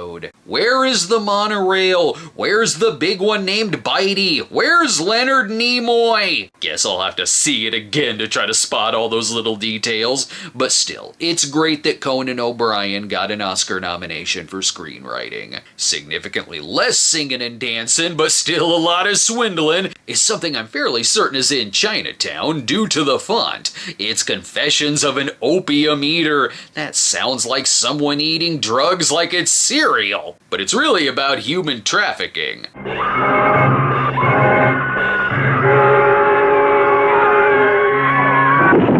There's gotta be a more convenient way to do that. Starring Vincent Price, it's a pretty stylish thriller where Price isn't the villain this time around, but is the heroic yet flawed adventurer. And I'm just saying, missed opportunity to not have this be a Price and Christopher Lee crossover, where even if you're not saying it, it has to have something to do with his Fu Manchu. It's got a dreamlike quality to it, where even the trailer ponders how much of it is happening exactly, or if he's an unreliable narrator due to his opium addiction.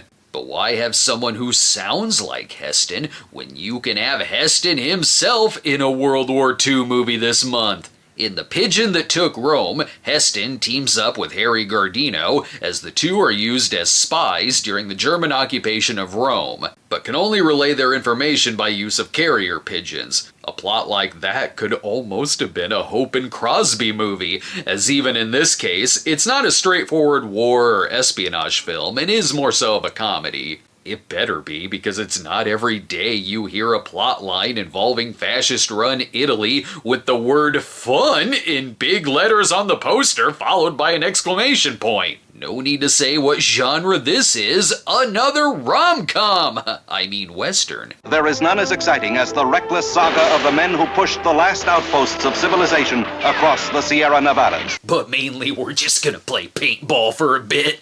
Kidding, this is Ride the High Country, a very highly acclaimed Western of '62, and another final film of the month, as it was the last film for Western star Randolph Scott. In it, two men are hired to transport gold, for these are dangerous counties. Forget the bullets, you know a hand's gonna hit you in the face. It deals with an old friendship, where as it turns out, one is actually planning on stealing the gold for himself. But it is a love story too. Mariette Hartley, refreshingly different, with her red hair and freckles, recklessly pitted one suitor against another. Between the narrator and the girl with red hair and freckles, you're a great narrator, Charlie Brown. It's also notable for being directed by the legendary Sam Peckinpah, whose first film was the '61 Western The Deadly Companions, which didn't get the best reviews, with cast saying he was definitely getting used to feature directing. So that makes Ride the High Country a huge milestone for being the first great Peckinpah film, and would lead to other spectacular westerns of his, like Pat Garrett and Billy the Kid, plus the influential The Wild Bunch. Make it a triple feature and throw this one in! There were few who could say who was bad and who was good. But only Sergio Leone can say who is ugly. Sounds like a boys' night out film. Ooh, that's what the next one is called! These are the boys who turned into wolves on Boys' Night Out. That's what I'd call a worthwhile hobby. Lock up your daughters. No, seriously, lock them up. They're not safe. The ladies will be impressed. Cash McCall clearly has money, and there's Tony Randall. Felix will keep your apartment clean. And in case you didn't know, it was zany. That happened. June is coming back hardcore with affair movies, as this one has 3 married men getting, a secret apartment. That is why Felix is there. Ooh, it's almost like foam rubber. Foam rubber? Yeah, when you push it, it pushes back. I like that movies like this are a prototype for what would later be a very dark comedy or a thriller. This is the chick who got hooked by the bait in the hideaway where the wolves began to howl on Boys' Night Out. Is she gonna end up dead from an accident? Sorry, I've seen too many movies like Very Bad Things and The Loft. It is definitely a throwback seeing this material in an upbeat comedy. Movies were a lot different before divorces were way easier. Affairs were costly, and someone's gonna spill wine on the rug from all the shenanigans. And lest you forget, there are also wolves who are going to eat them. Whoa, hope the wife doesn't find out. Best head off to war. Far less dangerous. Yes, Hell is for Heroes, directed by Don Siegel, with an ensemble cast featuring Steve McQueen, Mac the Knife, Davy Crockett. Wait, Harry's a spy, isn't he? Hey, 2 of the Magnificent 7. Whoa, speaking of sleepaway camp, Damn You Boat. It also features, wait, really? Actually, having seen this film, it's Bob Newhart's appearance that I remember the most, and I do remember liking the movie. It's got a performance by Steve McQueen as a very cold, completely detached private, and it's debatable if that was an acting choice or that he didn't want to be there because he got screwed during a negotiation for his fee. But the performance does work for the character. Yet, like I said, what I remember the most was that not only is Bob Newhart the comic relief, but there is a scene where he does his famous phone routine to distract enemies that might listen in. It is a funny scene, but it's like you were watching Casualties of War, and then Michael J. Fox started singing Johnny Be Good. And what do we have here? Wait, boo. Even in 1962, we have live-action Disney remakes? Kidding. Can't say I grew up with the 60s version of Beauty and the Beast. If anything, the main pre-Disney Beauty and the Beast I remember when growing up was the Linda Hamilton, Ron Perlman one. But this one's an important one too, as it was the first English language live-action version, and it has Beast makeup by Jack Pierce, who created Boris Karloff's Frankenstein makeup. I'm still waiting for a singing candlestick to show up. And hey, we got a Beauty and the Beast there, so why not a Tarzan movie too? We'll have that coming up next in July. You'll thrill to the suspense, comedy, and drama of world-famous stories. Here's a glimpse of a few of them coming to this theater soon. July is upon us, but first, time for a trip back to the corrections department. My apologies, it was Lad A Dog, not Lad the Dog. Couldn't even afford to get Lassie, let alone the lad. But I've got a good feeling about July, because it sounds like we're getting real thoughts from the trailer narrators. Listen to this one, who starts out like, this is a weird name for a movie. Birdman of Alcatraz. A strange name for a motion picture. What's so confusing? We know this one. Birdman of Alcatraz, the one where Michael Keaton tries escaping from prison. Here, Burt Lancaster received an Oscar nomination for his portrayal of convicted murderer Robert Stroud, who became popular due to his fascination and study of birds, until Alcatraz was like, no, the birds keep shitting on the warden's car. You can't do that in here. Or at least sum up your findings quickly in a montage. Yet who out of defiance and sheer strength of will taught himself in a prison cell and mastered the intricacies of a score of scientific subjects. Finally, scientific studies in 1962 that doesn't involve killing models to give a body to a severed head. And all it took was a life sentence in jail. I'm sure the romance is just as sweet here. Bob, you know I'd do anything. Now listen, how would you like to marry me? Is there conjugal visits in this prison? This highly acclaimed film is the inspiring story of never being broken and finding your true calling. But it was criticized for being primarily fiction, with other inmates saying, the hell, that Stroud guy was a jerk in real life. Enough of that uplifting talk, back to scientific studies gone wrong. Creation of the humanoids. Out of the atomic war came the perfect man. Don't celebrate too hard, it also gave us the Rat People. Like Beauty and the Beast, Creation of the Humanoids also had makeup by Jack Pierce, where it seems like Nuclear War gave us the Blue Man Group. Actually, it has to do with human-like robots who began to take over after a nuclear war, which I think destroyed the set budgets too. Just saying, a lot of it looks like a backdrop for someone introducing the film on public access TV. Don't get too carried away, advertisers. The most provocative story ever filmed. The most unusual story ever filmed. You must see it to believe it. Oh yeah, if it's the most provocative and unusual story ever filmed, then where the hell is Arch and his guitar? Also, I was promised Tarzan after Beauty and the Beast. Ooh, Bollywood. Not only do we get Tarzan, but also an elephant boy. The circus has come to the theaters. Whoa, the animals are out of control once more, and John Wayne's already finished work on Hatari. Get someone in here to wrangle these beasts. Tarzan, you'll do! Where here, Tarzan is portrayed by actor-stuntman Jock Mahoney in his first of 2 films in the title role, though he did play a villain previously in Tarzan the Magnificent. But where's the elephant boy? From across the world to win your hearts, Jai the Elephant Boy.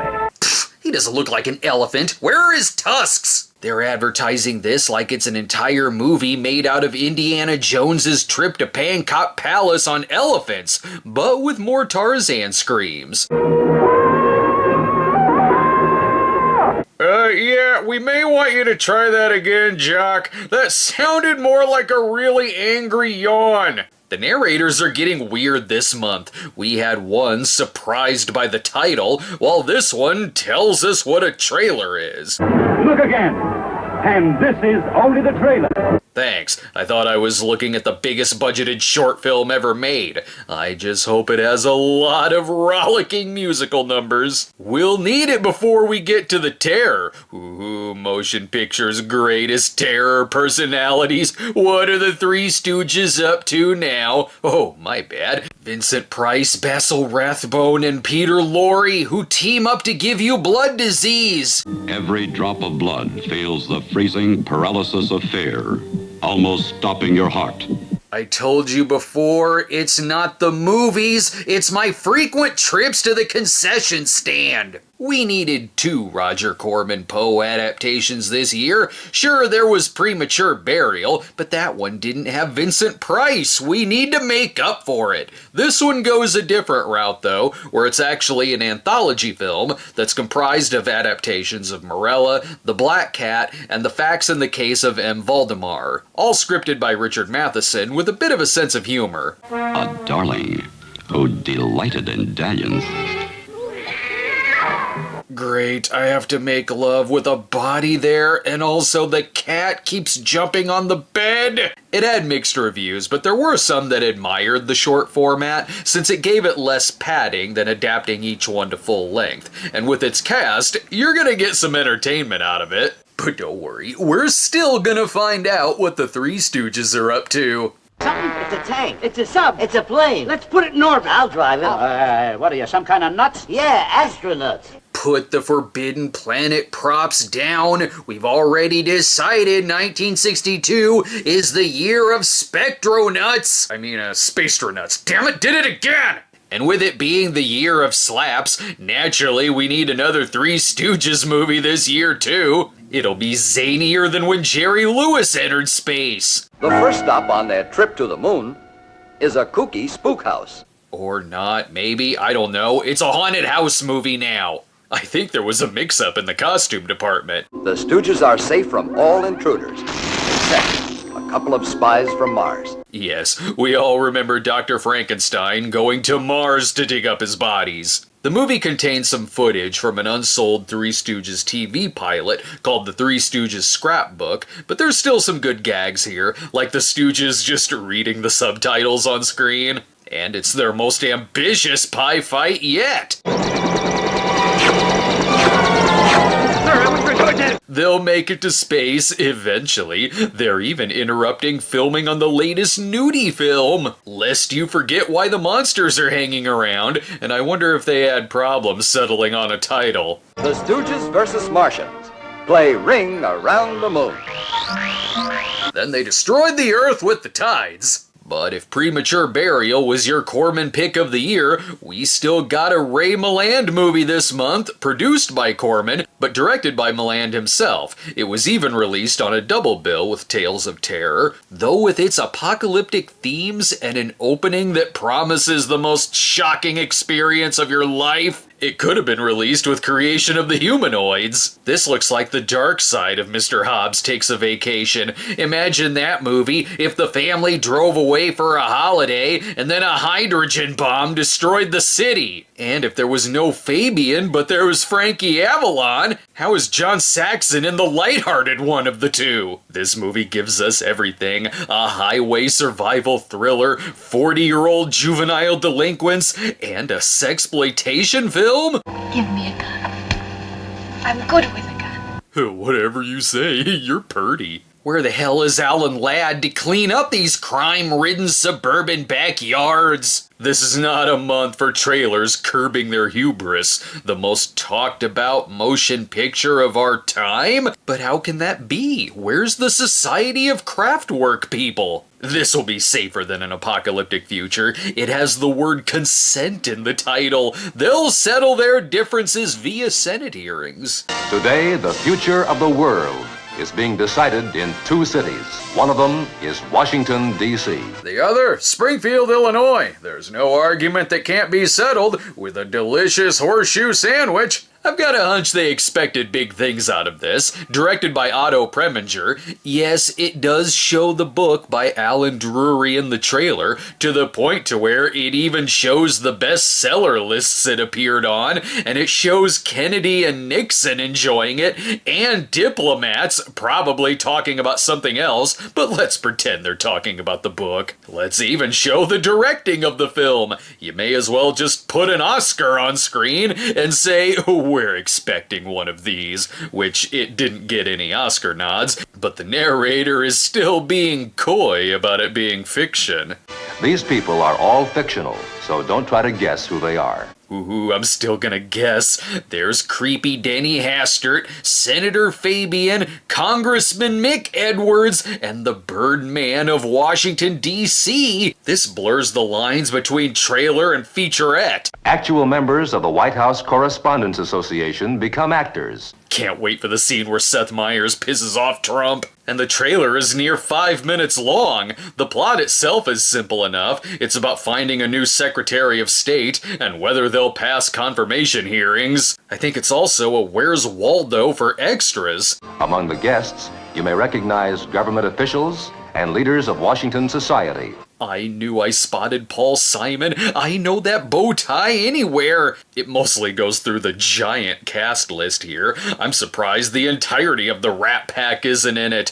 Hell, I think it's even starting over. Today, the future of the world is being decided in 2 cities. Now what do? Do I replace my horseshoe joke with a Matlock joke? I particularly like that they opened the Capitol like it's a plastic Easter egg filled with delicious candy. That movie's too talky. I need something with significantly more stop-motion animation. Hence this adaptation of Jack the Giant Killer. You couldn't do this movie today. No. Change Killer to Slayer. Much safer and less threatening. This actually has a pretty fascinating backstory. It was basically made as a cash-in on 1958's Seventh Voyage of Sinbad. It's even got the same director and some of the same actors, but Columbia Pictures was gonna sue the movie's producer, Edward Small, over this, so what he did was re-edit it into a musical where songs were made to basically just place over the movie, and they even dubbed over lines to make it look like the actors were singing their lines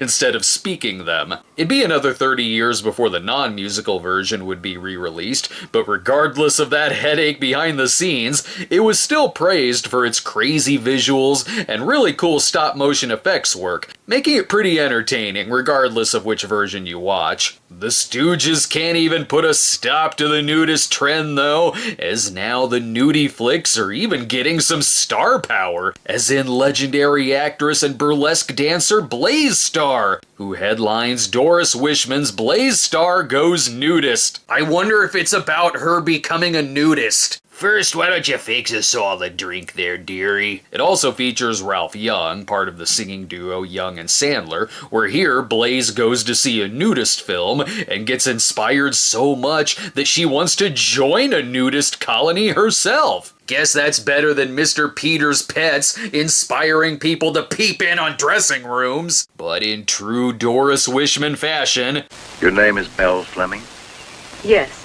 And my address is 700 Townsend Road. And what is your occupation? Show the actors speaking as little as possible. It makes it way easier for the dubbing later. Hell, you should have turned it into a musical. If you want to sneak away to see a nudie film, just tell the wife you're off seeing Air Patrol. That's also playing in theaters now, as this is a detective film where the thief is one step ahead of the investigators because he knows how to pilot a helicopter. He'll throw them off by using the blades to hit them in the face with pies. Careful with timing your secret screenings, though. I like that between this and the nudist film, it's the nudist film that has the longer runtime, as Air Patrol is only 62 minutes long. Even the next title, Black Gold, sounds like it could be a movie about oil or a Herschel Gordon Lewis skin flick. It is an oil drama, though. The serious Beverly Hillbillies. Folks strike gold,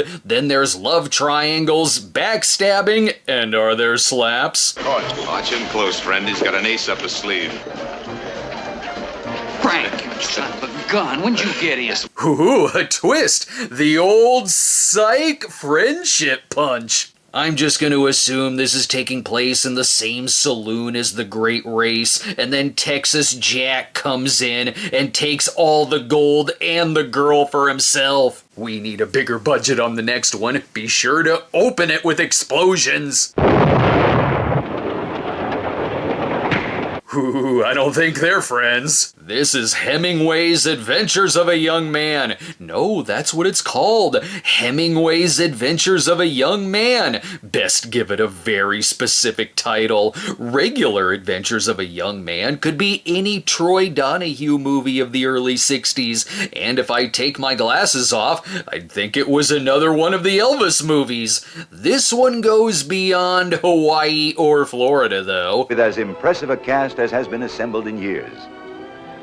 Hey, you know something? I'm getting drunk. Damn right, turning in career best work while being shit-faced. You sold me, trailer guy. I'll take a ticket. This was riding high on Richard Beymer's success in 61's West Side Story, and even mentions West Side Story in the trailer, but I'll tell you why I'm here. Fred Clark as Sliding Billy. Give me the story of Sliding Billy, and with a name like that, let Russ Meyer direct it. Based on the Nick Adams stories by Hemingway about a young guy growing into maturity during World War I, and if Hell is for Heroes is any indication, World War II as well. I don't know, I'm more so sold on the supporting cast. Ricardo Montalban as the Major. We Romans have an old saying. Can't wait till this is remade as Blumhouse's Adventures of a Young Man. Wait, young Jessica Tandy? And whoa! Just like when Miss Daisy slapped Dan Aykroyd for cheating at cribbage. This cast is so big, Paul Newman is the last name mentioned. What's the matter, kid? Do you like my face? Oh, let me take your knife. Will you, Nick?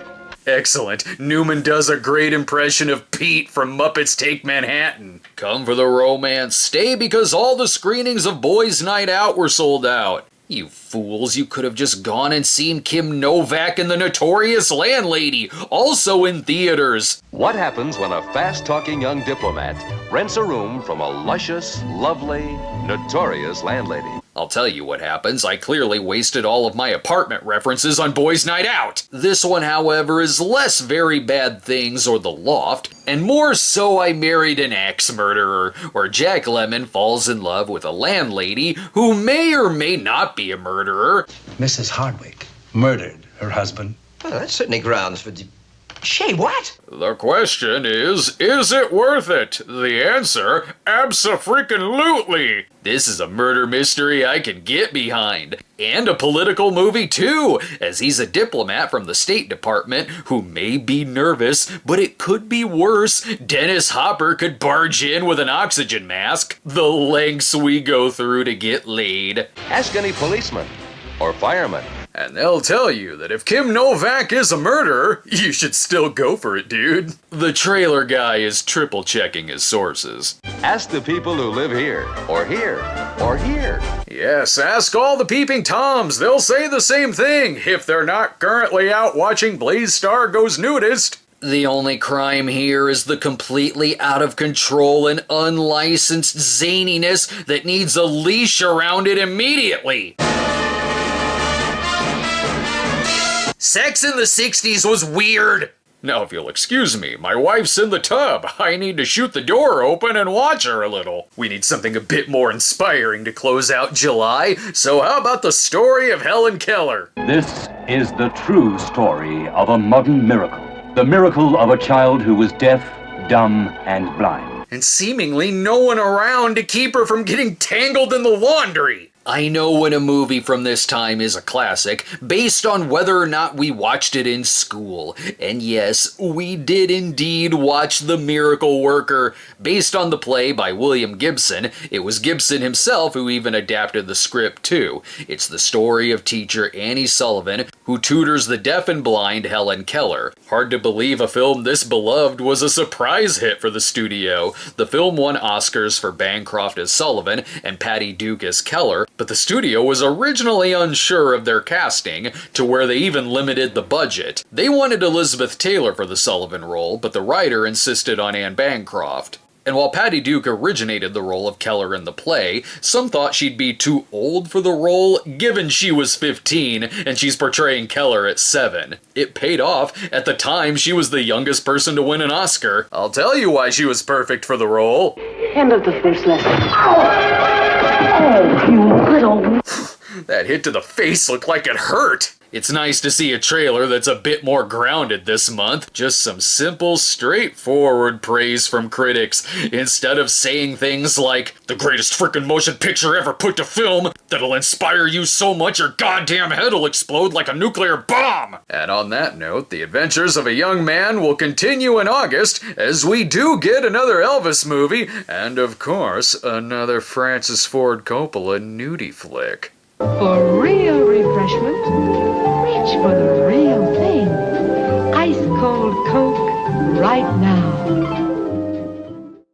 Summer's almost over, people, but we can still keep a beach party going. I'm assuming there will be beaches in this. It is an Elvis movie. Yes, this is for people who love heart-shaped candy so much, they'll put you in the frickin' hospital over it. And have a few drinks and sing along the way. You can probably tell what this one's about. But the man who can sing when he hasn't got a thing, he's a king. Yes, of course, boxing, obviously. But with shots like this, I have to ask, is this still GI Blues or Blue Hawaii? No, it's Kid Galahad. How do you have Kid in the title and not include Kevin Corcoran or Tommy Kirk, the only kids in 1962? Though Elvis is probably going to be hanging out at some adults-only parties with all this swinging. What do you do when you feel like this? People usually get married, I understand. I see this lasting. This brings out all kinds of extras from every profession. 10 original songs by Elvis Presley. I'm sure the king wanted this to be a serious drama about a boxer, but naturally, along the way, they were like, oh yeah, just show him singing. Sure, put a tiny bit of boxing in the trailer, but really we're sure he wants to be a singer. It's okay, they show a little of his Rocky-like chops in the trailer. I'm a grease monkey that won't slide so easily. Shut up, I said. You can't yell loud enough to make me shut up. Till I tell you what I think of the fight game. I think it stinks. That's right, it stinks! Though this does have the most interesting bit of casting since John Saxon was in Mr. Hobbs Takes a Vacation. Hear Elvis sing all these new tunes, while here's a list of hooligans Bronson will shoot if they try carjacking them. Not sure about this next one, only because it's not called Hemingway's Adventurous Journey in the Frontier of the Future. But there's still an Adams there. Yes, this is The Underwater City, surprisingly not a Jules Verne movie. It's about an experiment to see if people can live longer underwater. You're just trying to get rid of the most unlikable people in your lab, aren't you? It may have been easier to live underwater than it was to make the film. This thriller was released as a double feature with The Three Stooges Meet Hercules. Come for the slapstick, stay for agonizing underwater death. Pairing with Orbit would have made more sense, at least that had a submarine in it. Side note, this was not shot in black and white. The studio accidentally released it this way, to which the director said, "Why did they do that?" And they responded with, "Ah." The color version would be released on TV later, but there were other problems that led to lawsuits with Columbia Pictures. They're just in all kinds of legal drama this year. Another that kind of got lost in a sea of other movies was The Spiral Road, starring Rock Hudson as a doctor who battles a witch doctor in Indonesia, and the reason it's less talked about was this was directed by Robert Mulligan, who had 2 movies this year. One was this, and the other was the classic To Kill a Mockingbird. So while this movie wasn't bad, it often gets brought up that, of course, To Kill a Mockingbird is the better of the two. But like Mockingbird, this one was a high-grossing movie of the year. It's The Wonderful World of the Brothers Grimm. That sounds less like a movie and more like a network TV block of movies. And look, it's now at popular prices. I don't need to take out a second mortgage to see it. And uncut, so it contains the notorious lesbian scene. Don't be fooled by the curvature of the screen. This epic comes in Cinerama, meaning 3 projectors pointed at a gigantic curved screen to make the audience feel like I am bar hopping with the Brothers Grimm. It stars Lawrence Harvey and Carl Bohm as the brothers and incorporates fairy tales like The Singing Bone, The Cobbler and the Elves, and The Dancing Princess, and also their love lives. And the blonde loveliness of Barbara Eden. Good lord, she's so sexy, a war broke out to possess that genie's bottle. We also got Cinderella, Hansel and Gretel, and what else? To whack with a tack and a hammer, oh, your eyes light up and your heart goes boom, ah, Oh, it's the Small World ride. Guess I'll wait in line for an hour for this attraction. This took 2 powerhouse directors to make it. It was directed by Henry Levin of Journey to the Center of the Earth and George Pal of The Time Machine. And see, you could have upped the prices and paired the underwater city with this too. While this was seen by a hell of a lot of people and had a good marketing campaign emphasizing the scope of it and the comedy as well, it had such a large budget that even though it brought in almost $9 million and won an Oscar for costuming and was nominated for cinematography, art direction, and music, the director stated that it had to make $13 million to turn a profit, which only 2 movies in the top 10 box office made over $13 million. It did still have rave reviews from critics and audiences going for it, though. And audiences were into the hot new drama, The Interns. Just don't send your own intern to the store to get it.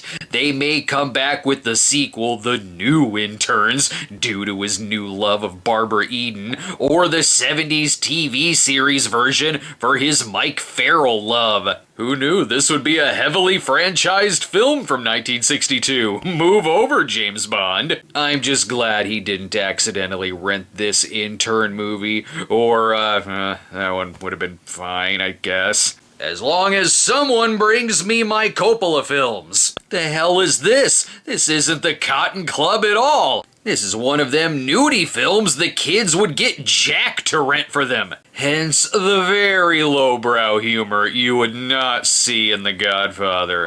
Jamie was a lucky boy.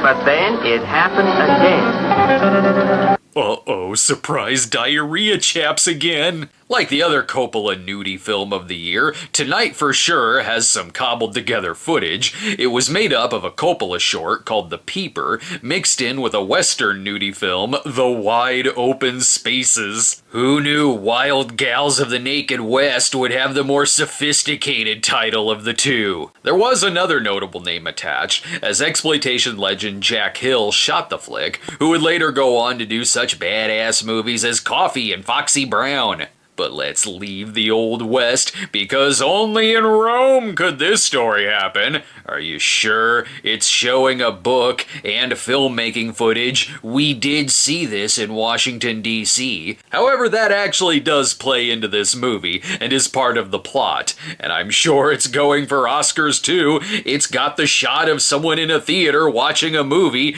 Even to this day, that guarantees a campaign for Oscars. From director Vincent Minnelli, it's one of those Hollywood movies about Hollywood where Kirk Douglas plays a washed-up actor who is still a hit with the ladies. I like girls with black eyes, soft mouth. Don't say I like girls with black eyes. I get the point. Someone's gonna get slapped. In it, Douglas is given a chance for a comeback, where Edward G. Robinson plays a director who offers a role to Douglas, and the movie plays with a lot of tropes of a sweeping romance by advertising itself like one, where the reality of it is that Douglas plays a man with serious addiction problems who spent time in a mental institution. That's right, the slaps are left on screen, where in reality... As the temperamental foreign star who got her first lesson in American movie techniques.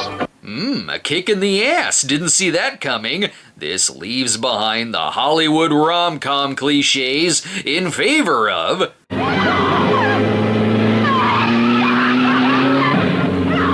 out of control rear projector madness. Throw in an elephant and some orgies, and it could have been Singin' in the Rain meets Babylon. But you know what they say, 2 weeks in another town could lead to blacking out and waking up to 5 weeks in a balloon. Can't ask for a better title transition than that. What's this one about?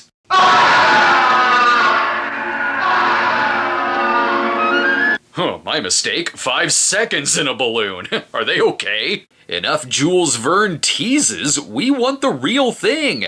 Based on the book by Verne, it looked like so much fun when John Wayne was chased by animals. Everyone should give it a try. Whee! From adventure and disaster legend Irwin Allen, it goes for more of a comedy tone, with it starring Red Buttons as a man on an expedition to Africa in a balloon. It's technically a vacation. Let's get Fabian on loan from Mr. Hobbs. And we'll see if we can get Barbara Eden to start a war in this continent, too. I'm surprised Peter Sellers doesn't show up somewhere. A general Vining, sir, formerly known as the Scourge of the Desert. Close enough. It's the wacky side of harems, deadly storms, and escaping zany slave traders. Fox needed this one to be a hit, as this was the only 1962 movie that they were filming at the time, due to them putting so much money and time into the production of the 1963 epic Cleopatra. Sadly though, the movie wasn't the hit they wanted it to be, as only 1 year prior there was AIP's adaptation of the same book, which they titled Flight of the Lost Balloon. This one still has the more rollicking theme song, though. So come with me and you will see why I'm happy as can be. And you'll be too when you've been through 5 weeks in a balloon. Excellent. They even got the Oompa Loompas to do the music. Meanwhile, Guns of Darkness will not show the zaniness of a South American coup, nor will it have any of the guns of Navarone. If you want to stay alive, look the other way. Keep walking as though you haven't noticed anyone or anything. I see you standing there, J. Edgar Hoover. This British thriller shows that you can be president 1 minute, then trying to get the hell out of this country the next.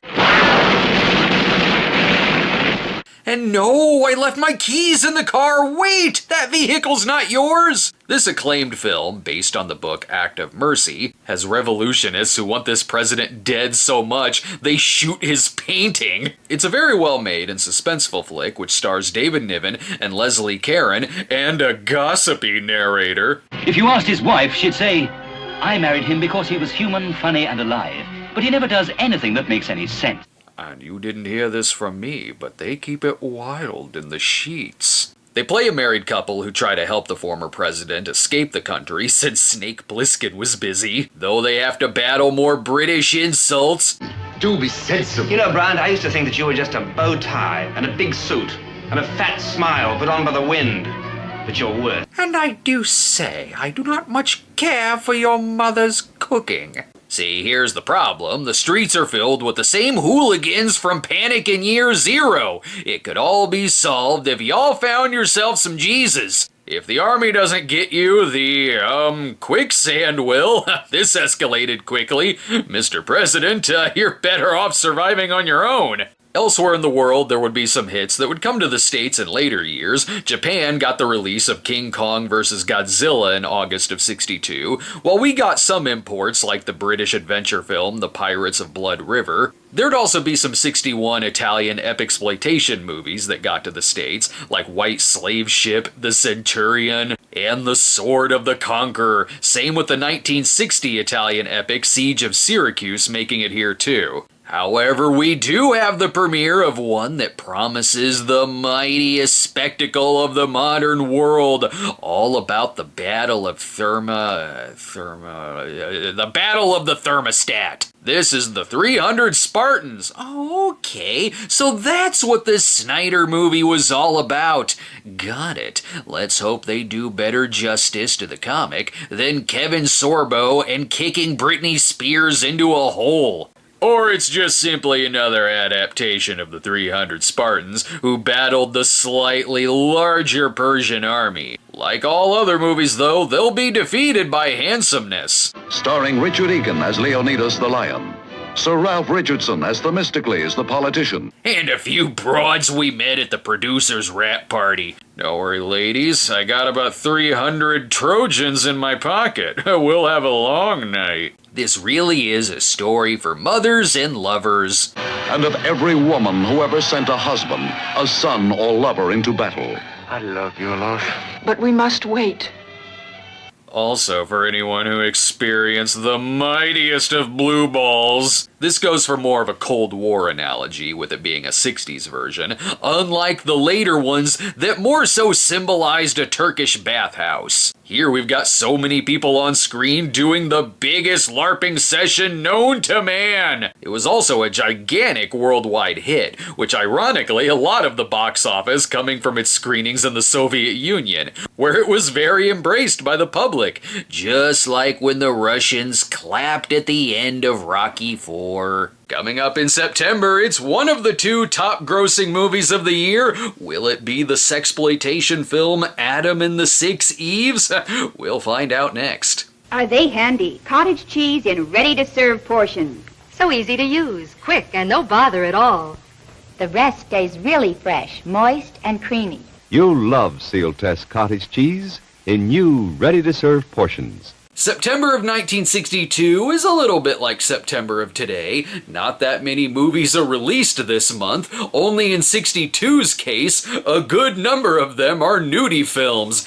Get on that, 2024. We need more nudist colony movies. The end of Saltburn doesn't count. But the first movie up isn't one of the skin flicks. In fact, this shows that the Sergeants 3 may have some competition. Convicts 4? Ooh, the Sergeants are outnumbered by 1. And wait, Sammy Davis Jr., you traitor! What's the rest of the Rat Pack gonna say about this? Actually, this has a bit more in common with Birdman of Alcatraz. It's a true story prison film starring Ben Gazzara, put behind bars for rampant, reckless driving tomfoolery. Here he plays inmate John Resco, who at first was sentenced to death for murder, then to life imprisonment. But instead of a fascination with birds, here he becomes an artist whose work begins to get praise from the art world. It had some struggles in theaters, as the original title was Reprieve, which makes more sense as a title, but they changed it and re-released it as Convicts 4, and I almost wonder if the producer did get that idea from going to see Sergeants 3. I have a good feeling about this, though. One of the year's finest films? Tell me more about this Billy Budd, and why his name sounds like a knockoff Elmer Fudd DVD in the checkout aisle. Based on the novel by Herman Melville, and it ain't just Life magazine who liked it. By Time Magazine, Associated Press, National Board of Review, and scores of the nation's leading newspapers. Okay, but what say you, Sailor Weekly? It's notable for being the debut film of a beloved actor that even the trailer knew was gonna be big. This is Terrence Stamp as the screen's outstanding new star discovery. Why didn't anyone tell me young Terrence Stamp was Sting in Dune? Stamp even got a supporting actor Oscar nomination as a man on board a ship with a sadistic captain. Doesn't help that one is also the director, as Peter Ustinov co-stars and directs the film, which went over better than his previous film as a director, 1961's Romanoff and Juliet. Leave it to Terrence Stamp to give us the ultimate slap of 62. I don't think he can. I'm sorry, your face bumped into my axe. This trailer is going through the whole movie. Now the plot is all about a court-martialing? I think the drunken sailors were gonna riot anyway. Yeah, they're upset about Billy, but anything for one last brawl before our battle against ice. And whoa, pirates, didn't see you there. Now we can get to our first nudie movie of the month, Adam and the 6 Eves. I'm sure it's absolutely biblical.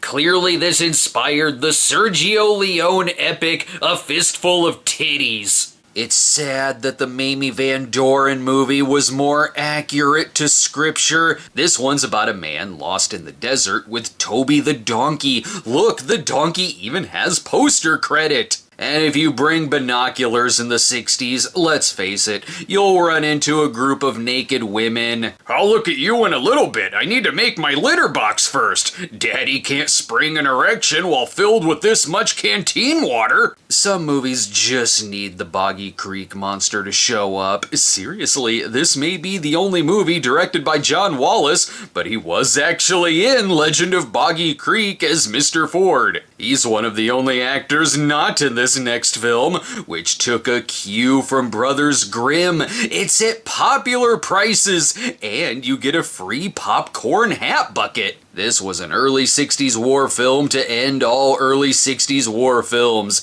It's The Longest Day, which almost does away with how a traditional World War II movie would be shot at the time, and is almost docudrama-like in its depiction of D-Day and the days surrounding it. It also took 3 directors, Andrew Martin for the American scenes, Ken Anakin for British and French, and Bernard Wicki for the German scenes, as it made sense financially and time-wise for this ambitious of a production to have these units shot simultaneously. It also had on hand veterans of D-Day to serve as consultants. Believe me, everyone is in this. A majority of the trailer is the extensive cast list of actors, musicians, people I'm used to seeing in Italian cannibal movies, and I don't think this'll be as funny as the Balloon movie. Weren't you just at sea with Terrence Stamp? You'd be silly not to put Fabian in this. Gonna complain about Vacation now, tough guy? We've even got Jesus. Jeffrey Hunter. Please, call me Jeff. We can't get Sammy out of the Convicts 4, so Lawford, you step in. And if there's any tigers on the beaches, the Duke will come in and give them a spanking. It obviously doesn't go as hard as Saving Private Ryan, but in 62 terms it does. I'd probably compare it to Dunkirk more than Private Ryan, or like a less artsy Thin Red Line. This was the highest grossing American box office movie of 62, and the highest grossing black and white film of the time. I mean, look, the audience is right there, in the trailer. A picture that every woman and man will remember as long as courage, sacrifice, and love of freedom remain. Oh yeah? Well, I haven't heard my cat say anything about it. Woohoo, are we finally at James Bond? Oh, no, the nudie film Daughter of the Sun, the prequel movie about Honey Ryder, obviously. Anyway, remember that 61 movie, The Children's Hour, about the teacher losing her job due to a rumor of her being gay? Well, just imagine that, but a nudist film directed by Herschel Gordon Lewis. It's about a teacher who is found to be a nudist, and she defends her position to the school board. I know that you don't share my views, but we nudists believe that the sun is the source of life, health, and happiness. Ooh, keeping me in suspense. We'll show you who's talking soon enough once we have a sound budget. Oh, and it's like Wizard of Oz too. Clearly it only goes in color when they're off to see the naked wizard. The rest of the plot has to do with one of the board members who goes with her for a more full investigation to get a bigger understanding of the nudie world. In other words, he totally wants to bang the teacher. And did you think that'd be the only Herschel nudie movie of the year? No one works quicker than Herschel because we've also got Nature's Playmates. You know, where Wilson from Home Improvement has a naked party next door, which wouldn't surprise me. Really though, it's a detective film too, as the nudie genres are still growing. A PI and his assistant go on a search for a missing husband who is apparently in a nudist colony where, hey, when in Rome, the detective goes deep undercover. It's the early 60s. The guy didn't know he could get in trouble for cheating on his wife. They never sent any PIs to the boys' night out apartment. But now, thankfully, it's time for a different sort of low-budget film, and way better, too. This is Carnival of Souls from director Herc Harvey, who had a prominent career in making educational short films, and this was his first stab at feature length. This could have gone the way of Manos, but hooray, it didn't. Even though many of Harvey's shorts were featured on MST3K, it makes sense when you find out which ones, like the cheating short, which itself is shot like a Bergman-esque horror film. The film was a loose adaptation of an occurrence at Owl Creek Bridge, and Harvey also got the idea from driving past an abandoned theme park after doing one of his shorts. The guy already knew how to work cheap, so armed with a budget of $33,000, he set out to make this creepy-ass movie about a woman who survives a car accident during a road race and begins getting strange visions of ghoulish figures at an amusement park. It had a minimal release in '62 without much press at all, and it wouldn't be until decades later that it'd be this rediscovered masterpiece due to festival screenings in the late '80s. But with its public domain status, it did still have a lot of TV airings in the '60s, and over time was praised by critics and horror fans, and you can see a lot of influence it'd have on filmmakers such as David Lynch, especially with stuff like Mulholland Drive, and you can see the influence in James Wan with stuff like The Further Scenes and Insidious. It'd be the only feature-length film directed by Harvey, but he did live long enough to see its resurgence and watched it gain the love that it definitely deserved. Here's an underrated one in its time too. Wait, Jackie Gleason is Gidget? I understand if Deborah Whaley didn't want to come back, but you couldn't even get Barbara Eden? Oh, Gijot! Oh boy, am I stupid. This was a real passion project for Jackie Gleason, who also came up with the story, and it was definitely a time for him going against type between this and '61's The Hustler, where here, it's a very sweet story where Gleason plays a mute in 1920s Paris. Kind of a gentle giant film where society shits on this man, but he finds some purpose when he befriends a young girl who is the daughter of a prostitute. It's like a grittier Chaplin-esque role. The direction is notable too, as it was directed by Gene Kelly, who was disappointed in the way the studio edited the film, but Gleason himself remained happy with it, and it is certainly a role worth checking out in his filmography. We've been teasing it enough though, and finally, next month in October, we get the big screen introduction to James Bond.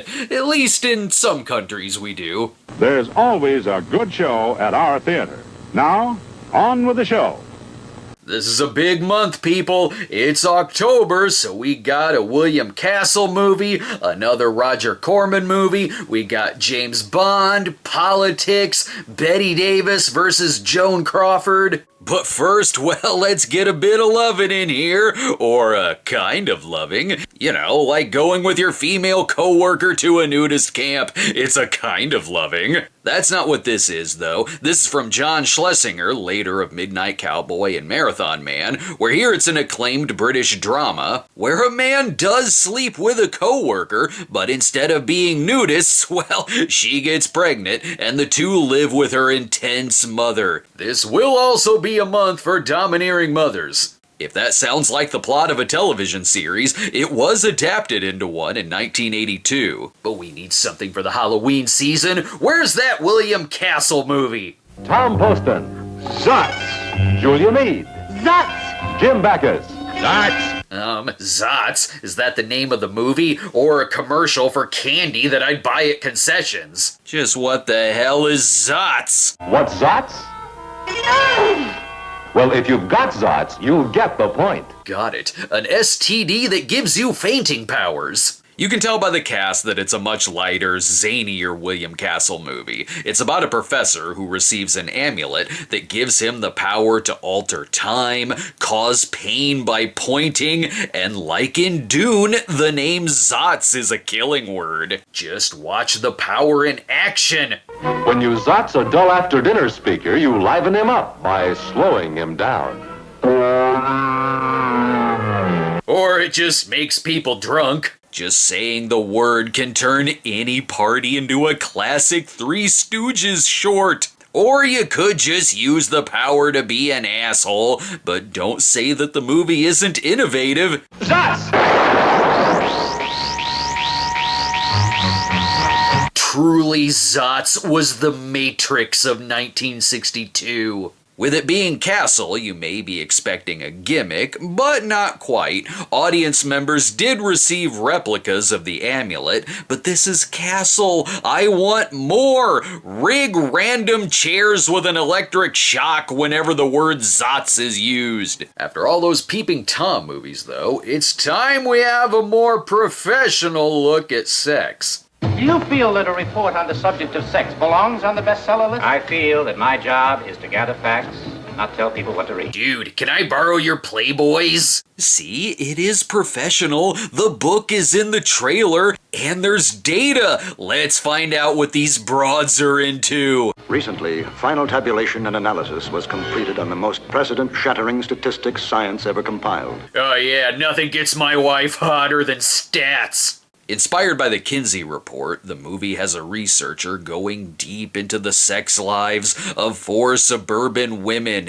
Wait, this is all familiar. Now we have a series of questions about extramarital affairs.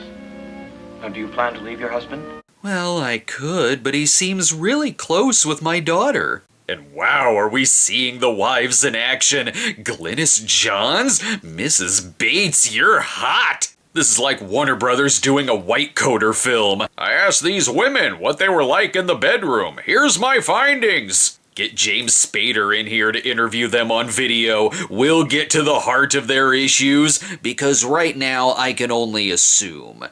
Kiss me, Eddie. You might enjoy it. Actually, honey, I think I'm gonna go hang out with the pool boy for a while. This was directed by George Cukor, and it did underperform despite its saucy plotline. Cukor would maybe rightfully blame it on The Longest Day, as the producer, Daryl Zanuck, was so invested in The Longest Day that he was a bit distracted when it came to cuts of this film, so a lot of the cuts did negatively impact the focus of the movie. But Cukor would have a much bigger hit later in '64 with My Fair Lady. As for '62, it's been a fairly normal early '60s year for movies, certainly plenty of hits and things that would go on to be classics. But now we're at one that finally crosses over into being downright influential to mainstream cinema and arguably the biggest game changer of '62. My name is Bond. James Bond. Yes, the movie that gave us Agent Number 1, Her Majesty's Top Gun. You could tell they were banking hard on this, like fingers crossed we're gonna work our asses off at making this one of the best franchises ever made. Meet James Bond with a license to be the Punisher. A license to kill whom he pleases, where he pleases, when he pleases. Does that include people who stiff him on fast food dipping sauces? This is a slippery slope. Don't get too excited though, United States. 1962 is when Dr. No had its huge European premiere, as the US wouldn't get the film until May of '63. But they were using their time wisely with that. Obviously, Fleming's Bond was a very known character internationally, but here, sure, the books had popularity, but you can't sell it as it's the movie version of that Barry Nelson character from Climax. So through '61 and '62, United Artists made a huge marketing campaign in the States to really introduce the character by sending books to various news outlets, plus several promotional tie-ins with cigarettes, cars, and menswear, and of course, sex appeal. From our very first meeting was everything her name implied. She clung to me like a wet bathing suit. Guest director for the trailer, Russ Meyer. But clearly it's that secret ingredient, the one-of-a-kind charisma and powerhouse of cool Sean Connery that helped make this a true cultural phenomenon. And it helps that the movie was loved by audiences, despite initial reaction from critics being mixed. But Dr. No would go on to be considered a top-tier Bond film. I may be repeating myself from the Snob episode, but you know how much I love talking about James Bond. Anyway, back to weird relationships with your parents. Mama and Papa can always solve a girl's problem. Oh yeah, got a problem with the boys, ladies? Ask your dad in the early '60s. I mean, why not? Look. Papa, he's from Boston and very stuffy, says, In heaven's name, get married. On second thought, I'm gonna go get advice from the Pink Ladies instead. Maybe Mom can do a better job of helping Sandra D out with the fellas. French in the boudoir, Boston in the parlor. But for heaven's sake, Shushu, never confuse them. Why would I confuse them? I don't even know what you said. This is If a Man Answers, a screwball comedy with Dee and Bobby Darin and strange phone calls. Sounds like if a man answers, hang up. And just what are you implying? I am not implying anything. I am saying it quite plainly. But the creep from When a Stranger Calls is less intense than all of you. Darren is suspicious someone is trying to break them up. So the movie asks, if a man answers, what would you do? Would you trust the girl or just bang the first broad you see? Guess that's my hall pass. My God, someone in the 60s make divorces easier, please. And I think I know what this movie's definition of making out is. To fix your marriage, come see if a man answers. Or if you don't have enough money, there's always Please Don't Touch Me. If you want a more serious look at family life, though, the tone will be set in this next trailer. Announcing a major motion picture event, a film which Life magazine calls a movie journey into greatness. I trust Life magazine. Terrence Stamp as a handsome sailor will fix their marriage. Ooh, Long Day's Journey into Night. I love Beatles movies. Wait, these aren't the Fab Four I'm thinking of. Still a wildly acclaimed movie. No picture in years has received this kind of critical acclaim. A monument to inspired movie making. So, not EGA then. I love when trailers don't even tell you what it's about. It's just like, you don't need to know shit. Hepburn was nominated for an Oscar for it. This movie will put the ting in acting. As I look back on it now, that night was the high spot of my career.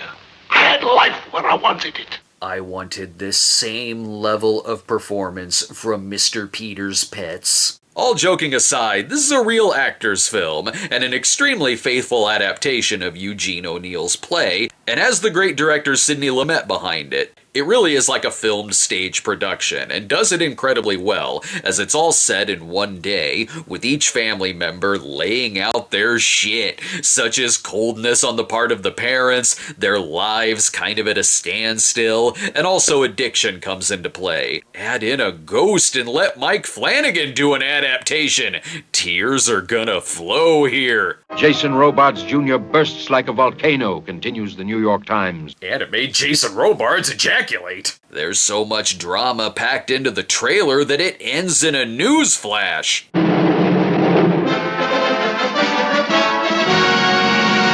Oh, is it critically acclaimed? You haven't told me yet. Also based on a play is somewhat, though in this case it's a movie adaptation of a television play. Who said James Bond was the only innovative movie of the month? Look at this! Never mind showing the book, we got Rod Serling writing this. We're gonna show you the script. Requiem for a Heavyweight has a poster that says, oh, we can turn this into a film noir detective film if need be. The movie itself is the darker side of Kid Galahad, as it's about corruption in the boxing world, and stars Anthony Quinn as boxer Luis Mountain Rivera, and like last month, also has a different role for Jackie Gleason, but here not a gentle giant, and is back to being a Minnesota Fats-style bastard. It's also notable for having a cameo from Muhammad Ali as himself fighting Quinn in a scene. Spoiler, Ali wins. See, the next movie has the fireworks ready.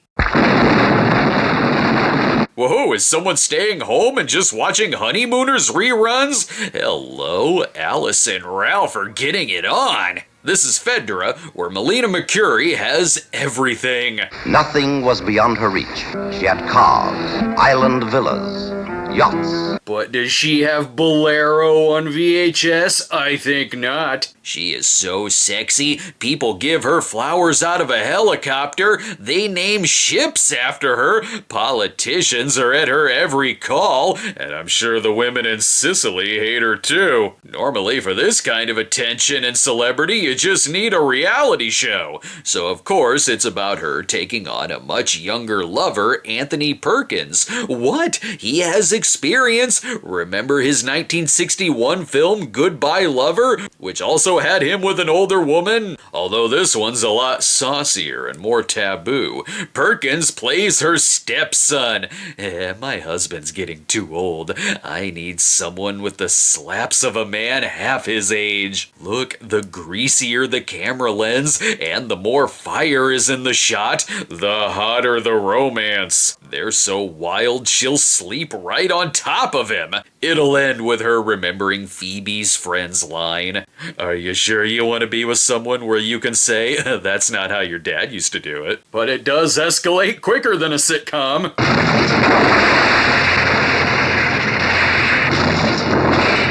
Don't worry, she'll fix herself up at the Carnival of Souls afterwards. But I need a movie that already starts at a 10.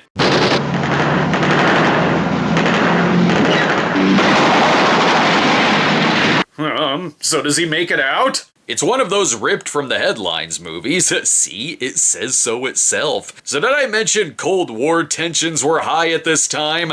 I know I did in 1983 in film. Well, why have me mention it when there's the headlines themselves? Unless you're reading Life magazine talking about Long Day's Journey into Night again. Escape from East Berlin came out only 1 year after the construction of the Berlin Wall, so after stories of people getting the hell out of there and escaping to West Berlin made national news, the movie was put into production fairly quickly. As quick as this romance. Hey you, this isn't Lover's Lane, beat it. There's a Lover's Lane? Why are we escaping? You want to go to the point tonight? In the film, Don Murray builds a tunnel underneath the wall to help people escape, because this is a month with a lot of news on and off screen between this and the fact that in October of '62, the Cuban Missile Crisis was going on. That seems stressful. Best go see something to take our mind off things. Oh, I know! The Manchurian Candidate is out this week. The Cold War film of its time. Even the trailer threatens you with communist mind control.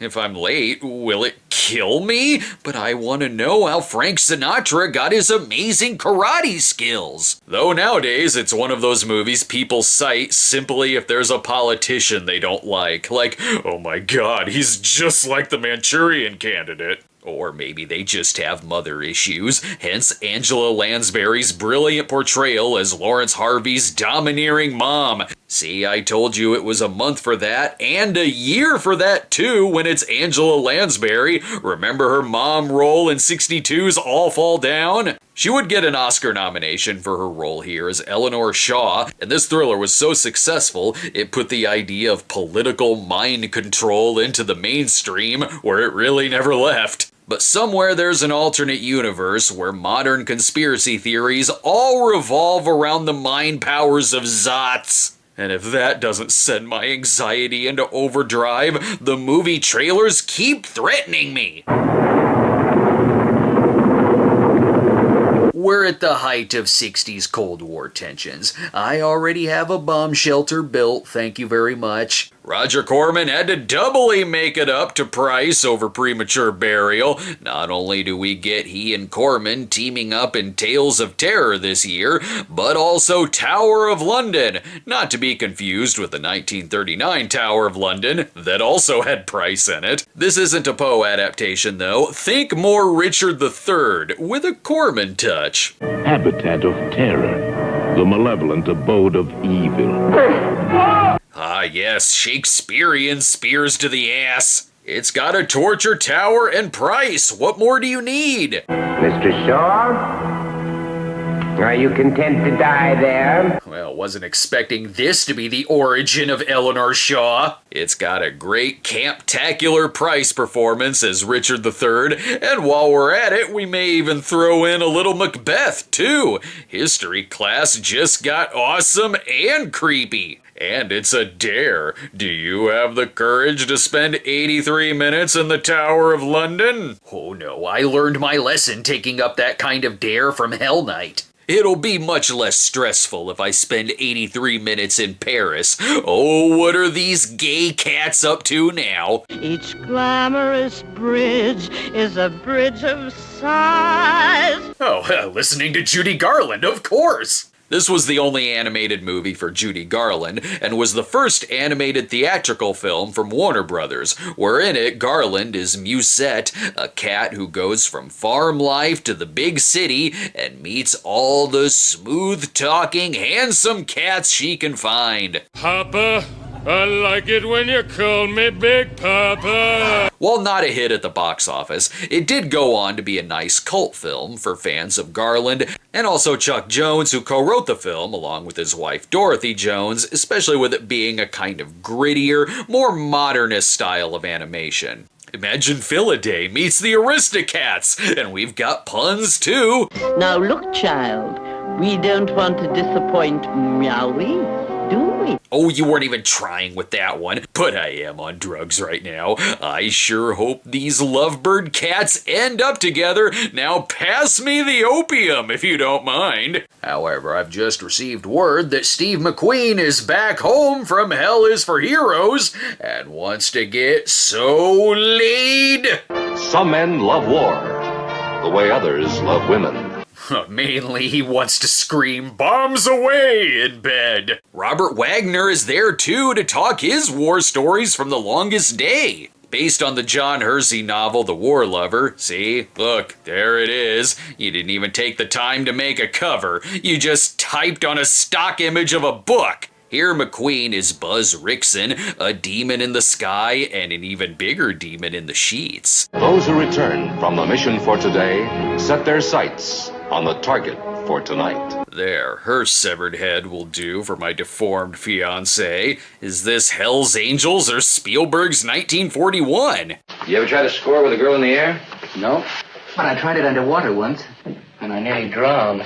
By that he means he tried getting a handy watching The Underwater City. The way this is shot, and even how it's acted, does come across like a throwback to a wartime B-movie of the 40s, maybe too soon after the docu-realism of The Longest Day. This is like if it were made 20 years earlier, it'd probably star Ronald Reagan. It even uses footage from the 1949 Gregory Peck movie 12 O'Clock High. And the most intense scenes are the makeout scenes.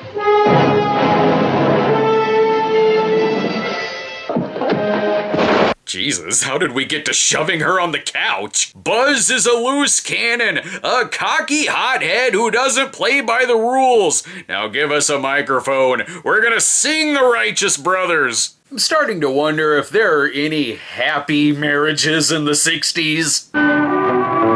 Going off to a strange place. Well, you picked Miami. A strange man I'm not even related to. It was a mistake to have Tennessee Williams write their vows. No, really, it's based on the play by Tennessee Williams, though this time going more comedic.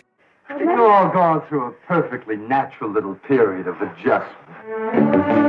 Ah, that's perfect. That'll be the title. Thanks for walking in. Even the trailer is surprised that Tennessee is doing a marital comedy. Tennessee Williams?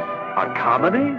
Yes, it's true. America's foremost playwright has given warmth and humor to Period of Adjustment. Are you suffering from marital problems due to your dick not working and stress on the job? Add Jim Hutton into the mix. He's always in screwball comedies. He'll make wackiness out of your stop to the Bates Motel, complete with witty banter. I don't think that sex solves anything. How would you know? Ooh, shade. While Jane Fonda had some films before this, like Tall Story, Walk on the Wild Side, and she was just in the Chapman Report, here though, the movie was a big enough hit to where she was now bankable, which is good because she was a big part of the advertising. Listen to Jane Fonda. If you want to get married or want to stay married, you better see what happens to me in Period of Adjustment. Keep your husband happy or he'll start making eyes with the dog. I don't want a lecture on marriage from a man spending Christmas Eve with a Cocker Spaniel dog. Don't look at me, I'm also having an affair. Luckily for them though, theirs wasn't the most toxic relationship of the month. Sister, sister, oh so fair, why is there blood all over your hair? I will not be reading that nursery rhyme to my son. Yes, one of my favorite movies of '62, which is advertising itself like a Hitchcock film, with director Robert Aldrich scouting the location like it's Hitchcock pitching a Psycho. It's also a huge comeback for its stars Bette Davis and Joan Crawford. But we must warn you. If you're long-standing fans of Miss Davis and Miss Crawford, this motion picture is quite unlike anything they have ever done. And believe us, word will get out of just how much they hated each other off screen. Let that tension play out in the motion picture. Good God, is this film worth watching. If you like Sunset Boulevard and Misery, meet its inbred John Waters' cousin. Davis stars as baby Jane Hudson, a former child star who takes care of her paraplegic sister Blanche by tormenting her with insanely quotable lines. You wouldn't be able to do these awful things to me if I weren't still in this chair. But you are, Blanche. You are in that chair. It's a movie that gives me chills looking at every single frame. They are acting their asses off in this. And I said a lot about the influence Dr. No had on cinema, but so did this. It was such a big hit that it gave us a whole genre of movies known as the Psycho Biddy films, featuring crazy older women like Whatever Happened to Aunt Alice, Whoever Slew Auntie Roo, What's the Matter with Helen? Just don't ask me who reamed Rosie Rabbit. Coming up next in November, more Elvis. Why not? Long for luxury, light for pleasure. The brand new Muriel Corona. Take it from Edie Adams. Welcome to November, where whoop, something else from the corrections department. The Anthony Perkins with older woman movie was Goodbye Again, not Goodbye Lover. I often get my Anthony Perkins romances confused with hip 90s Patricia Arquette crime movies. As for this month, I recognize this curvature in extreme Cinerama Brothers Grimm vision, and you thought the Herschel Gordon Lewis movies had the best curves of the year. This is the Western epic How the West Was Won. Oh, so that's what How the West Was Fun was referencing. Much like The Longest Day, everyone is in this too, see? Metro-Goldwyn-Mayer and Cinerama have brought together the biggest and most distinguished all-star cast in entertainment history. Oh my God, the basket from Basket Case! It's the story of the Old West, from the Gold Rush to the Civil War to the railroads. Adventurers such as these first explored the land. Ow! Hey! I'm exploring here! And like The Longest Day, it also took 3 directors to make it. In this case, Henry Hathaway, John Ford, and George Marshall, as it's told in 5 chapters where everyone has a story. And their daughters, Carol Baker and Debbie Reynolds, who left the frontier for a gayer life. I'm off to Paris to meet cats! There's even crossovers with The Longest Day cast. Henry Fonda and John Wayne are in this too, but The Longest Day didn't have Jimmy Stewart or Carl Malden or Slaps, so we had to make this. It's hard to hear this cast list without the Police Squad theme. And Raymond Massey as Abraham Lincoln. I don't know, Rex Hamilton did it better. While it made sense for Dr. No to get a UK release before the US, it's kind of funny that this, of all things, had a UK release too before it came here, as we also didn't get this till '63. I'm sure it's still worth the wait. With all its reckless adventure and its awesome violence. This paid off too when it came here. It was a huge global hit and was nominated for Best Picture, although later this month we'll find that getting a Best Picture nomination doesn't necessarily mean critical or commercial success. More on that soon. But right now, Carl Malden is back Broadway style. Ooh, getting kinkier than the epic western. Natalie Wood has got the narrator all turned on. This is the big bouncy one about the darling of the runways who made herself a reputation. Take off the wow nudie glasses when narrating. Gypsy is the biopic of famous burlesque dancer and singer Gypsy Rose Lee. And don't forget Uncle Jocko. Jolly Uncle Jocko, a top banana on the skids. I'm getting extreme secretly a serial killer movie energy. Seriously, there's weirdness in the background here. Carolyn, the dancing cow, the Hollywood Blondes, and the most mama. Whoa, hang on. Did you decapitate the cow? Blame it on the mother. It is another domineering mom movie, although more stage mommy. You'll be swell. You I mean, no pressure and all. Jeez. You have a great voice, Mom, but we need to hide Caroline the cow's body. It's the movie Showgirls and Burlesque wanted to be. Not that all of them aren't still watchable, of course. Only this is the one that was a big hit, and everyone's acting their asses off here in true stage-to-screen fashion. I'm having the time of my life, because for the first time, it is my life! That's nice, dear. Now take these and get on stage. I was sitting here like, oh crap, I don't have a pill bottle prop. Oh, but luckily there was a random plastic bag, like right there. It's worth the price of any admission. Let me entertain you. Oh my god, I need to sneak out from the wife and kids more often. This is the best White House Correspondents' Dinner. It's a movie that announces all kinds of happy endings. But just tell the family you went to see The Reluctant Saint instead. It doesn't seem to be as bouncy, and only offers the receiving end of communion wafers. Aw, but Ma, I'm a reluctant saint. I want to be a dancer. It is another bio, though, this time with Maximilian Schell as St. Joseph of Cupertino, but the catch is, it's also kind of a dramedy, as he's, well, a simple man, as Schell once more Oscar Gold by going full friar. I can work as a carpenter, like Papa. Goodbye, Mama. Now you can have ice cream in heaven. This head movie makes my eyes rain. Luckily, Schell didn't do that accent, but Ricardo Montalban has his work cut out for him to still look badass opposite these expressions. It's Ricardo, though. He's still the world's sexiest friar. Back to what I was saying about award nominations with not the best reviews, we have probably the most popular bomb of '62 with Mutiny on the Bounty, which had been a movie in 1935 and based on the book about Fletcher Christian's mutiny against Captain William Bligh. Like with Four Horsemen of the Apocalypse and Cimarron, this was the product of MGM really wanting another colossal epic the size of Ben-Hur, which didn't quite happen with this or those other films. At the time, it was more so known for its troubled production. Original director Carol Reed was replaced by Louis Milestone, who had more experience working with a studio, plus the budget grew during reshoots, and its star, Marlon Brando, had a bit too much power over the movie and wasn't the easiest to work with. If he didn't want to do something, he didn't do it. Now that's a mutiny.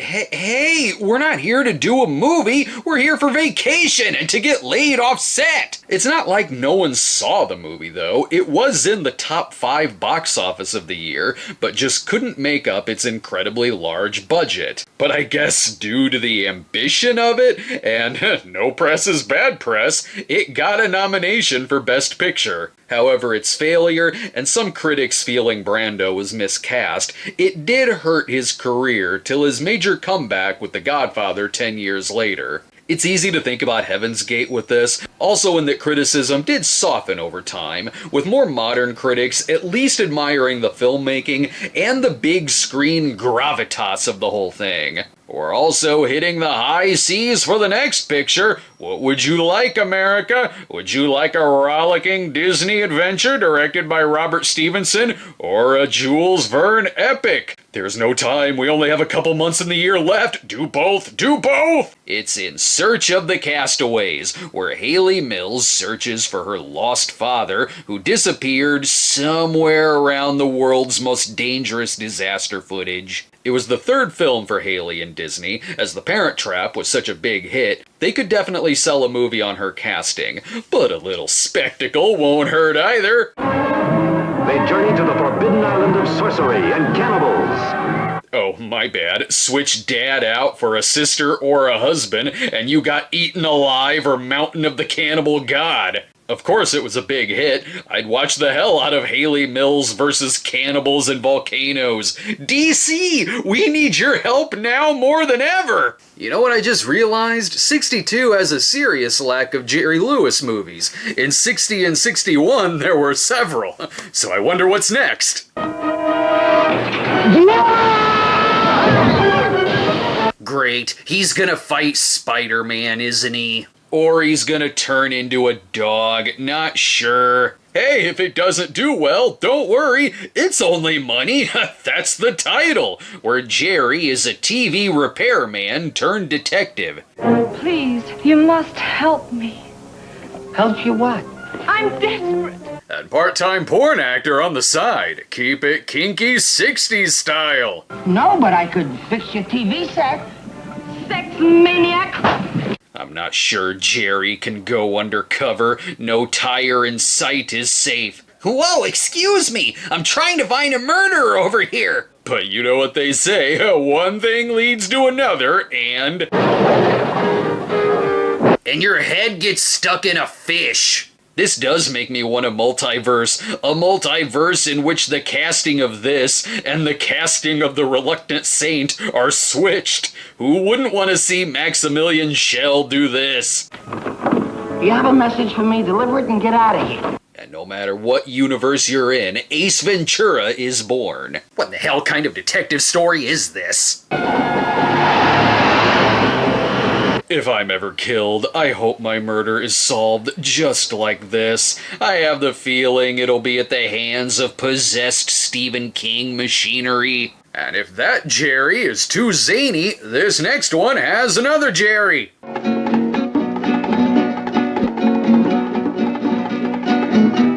When's he gonna get his head stuck in a fish? It's your classic lawyer meets hip beatnik story, and they bang on a seesaw? Okay, whatever you say, Miss McLean. 2 for the Seesaw was Robert Wise's follow-up to 61's award-winning West Side Story, where here it's a much quieter, smaller movie where... where Robert Mitchum separates from his wife, goes to the city, has big midlife crisis energy, and that's nothing a sexy, free-spirited romantic romp can't solve. Do you think I'm too sexy? Well, I think you're kind of a mixed-up vessel. Calmly considered, I'd say your bottom was tops. Baby, you put the can in candid. I give props to this, though. Hey, at least he separated from his wife before the affair. And get a set of keys, too. We don't want Shirley locked outside with a towel again. But now this one will tell us everything we need to know. Does it have Elvis? Are there songs? Going swimming in bikinis. Cool, there's songs. Are there girls? That's all I need. It's literally called Girls, Girls, Girls, and it's another Elvis movie set in Hawaii. I'm starting to think a lot of these Elvis movies are very similar. This one's different though. It's got his hit Return to Sender on the soundtrack. A real twist would be if it were Elvis Costello who did the soundtrack. It has everything you need in an Elvis movie. Fighting, rear projectors, singing. When a boy like me meets a girl like you. Yeah, that song's good and all, but I'm more partial to Asian Elvis. Angel walk on street. He's just like Shirley MacLaine. No, not in 2 for the Seesaw. More so in My Geisha. It's all about a man who wants to buy a boat, but girls get in the way. The salty story of a two-fisted guy who wanted to own his own boat while every girl on the shore was trying to own him. I need you to take me to find my husband in the Amazon who's trapped by cannibals. Elvis has his sweet tunes to lure the fish out of the water. And his buddies, of course. The little shrimp and the song he sang as he jumped in. Ah yes, Elvis's famed Mediterranean Sea Mafia. Look, we're in 1962. If you advertise this many girls, it has to involve a nudist colony. I like that Elvis has done so many movies like this at this point that critics were like, I don't know, guess it's no better or worse than some. Why are you going to see that sinful Elvis when there's that nice Pat Boone fella in the main attraction? But the cool kids are going to see neither. No, we're sneaking a case of beer and some girls into the drive-in to check out the other musician movie of the month, Wild Guitar, the second Arch Hall Jr. flick of the year. Sure, EGA is the one that's the most well-known of the 1962 Arch movies, and of course EGA's a fun and absurd watch, but Wild Guitar is one that's downright underrated. It's still an Arch Sr. joint, as he produced and co-wrote the movie, and plays the evil music producer, but directing duties here went to Ray Dennis Steckler, and it's a much better made movie than EGA. Both also have the song Vicky, which makes more sense here given the girl in this movie is named Vicky. The plot is a dark side of the celebrity dream, where Arch dreams of superstardom, but is instead introduced to a world of corruption and crime within the entertainment industry, and there's clever touches to it, like how it films stardom like a really dark, cold, almost Lynchian place to be. It's a fun movie with great music, good commentary, and I'd say it's his second best movie behind 63's The Sadist. We've only got 1 month left, so coming up, it's the Academy Award-winning movie for Best Picture. Should have been Wild Guitar.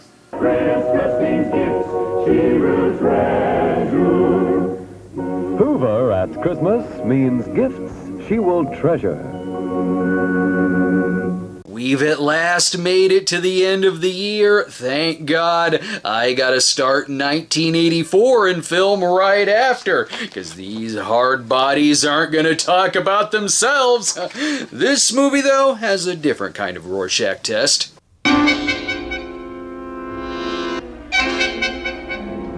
Woohoo, 1962 goes goth, and by that I mean the weirdest Bobby Darin video ever.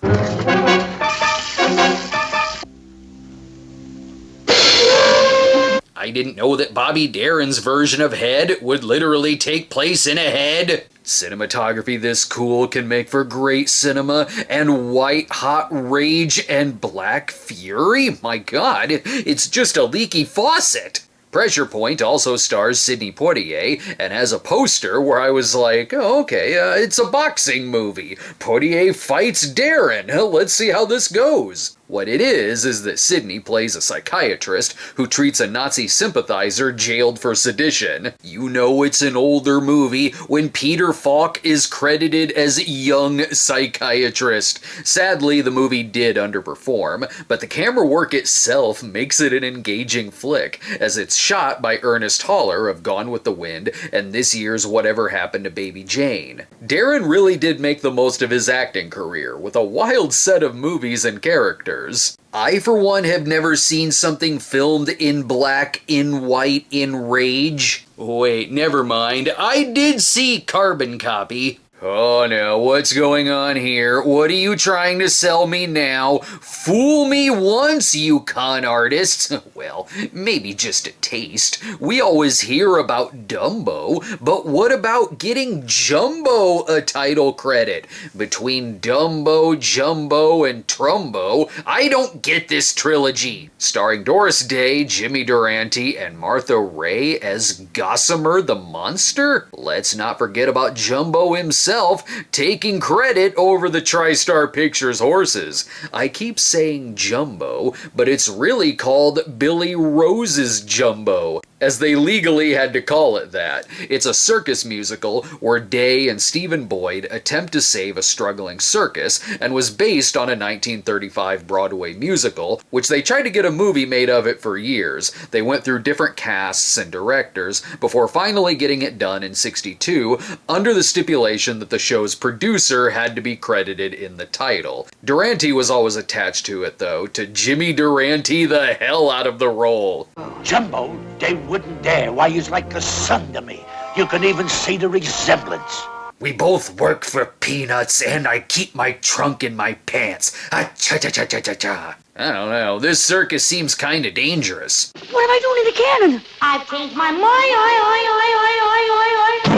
Well, that's what you get when the circus itself is run by the killer clowns from outer space, but with musical talent. And just think, everyone whose nightmares finally went away from Toby Tyler's circus are getting in one more dose of nightmare fuel for the end of the year. But one man is about to come in and hog the hell out of the show tickets and the awards himself. I deem him one of the greatest beings alive in our time. We shall never see his like again. You already told me about Jerry Lewis as a TV repairman.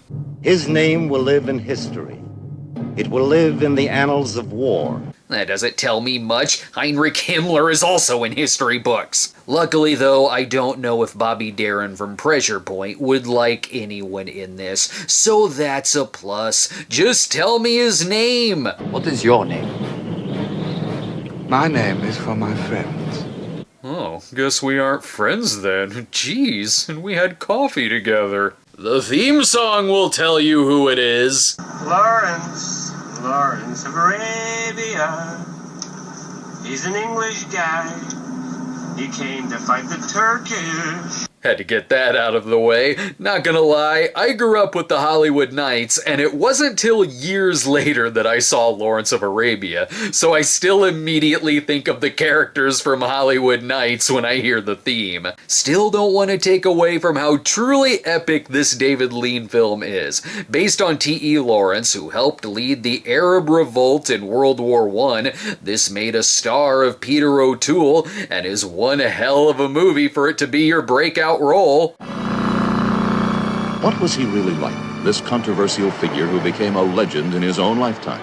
Many people don't know, but he smoked Camel Lights. While the movie is divisive among historians of T.E. Lawrence over some inaccuracies, it did set a huge standard for a big desert epic, winning 7 Oscars including Best Picture, and its influences carried across multiple decades, inspiring such filmmakers as George Lucas, Spielberg, and the Dune franchise. But what about the dancing from Caligula? Did it inspire that? It's also the most shameless exhibitionist since Barnum and Bailey.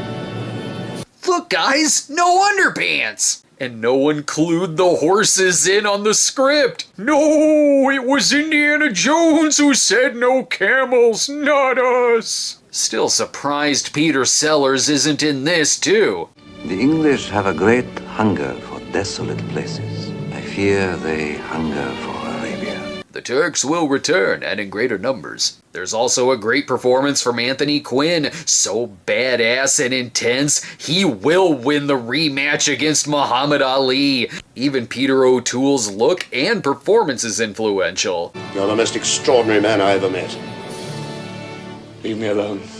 Huh? Leave me alone. Uh-oh, David's glitching again. Could we at least have had a Lawrence and Yul Brynner crossover where they both plot to escape Zahrain? There's more cool stuff you can see too, like another one of Anthony Perkins' Euro movies, which he did a lot of around this time after buying himself out of his Paramount contract. Like the Greek film Phaedra, the French film Goodbye Again, I mean, Goodbye Lover, obviously. And here we have the French-Italian film 5 Miles to Midnight. What is the riddle of this woman? So beautiful, so afraid. Just make sure every 60s Perkins movie has a shot like this. After his heartthrob 50s years, Perkins really worked his ass off at taking very versatile roles in the 60s, where here, it's a Sophia Loren noirish thriller, where she's married to a bastard played by Perkins, who fakes his death in a plane crash in order to collect money in a life insurance policy. He is many things here. What is the mystery of this man? Who is he really? A man with secret vices? A trapped criminal? A kidnapper? Wrong on all counts, he's a basketball player, remember? Riddle me this, can you force your wife to help you in an insurance scheme if the romance died years ago? Whoa, careful with the double slaps, the narrator is already confused about this picture. What kind of a movie is this? Is it a classic detective story? Why the hell are you asking me? You're the trailer guy. You're supposed to be telling me what it's about. Did he hit his head? And what does this strange title mean? It means that at first glance, I thought 5 Miles to Midnight was a Charles Bronson 80s cop film. We'll be getting more Perkins this month too, with something that would make a great double feature with this, but more on that in a bit, because where there's Norman Bates, there's a movie called Freud, The Secret Passion.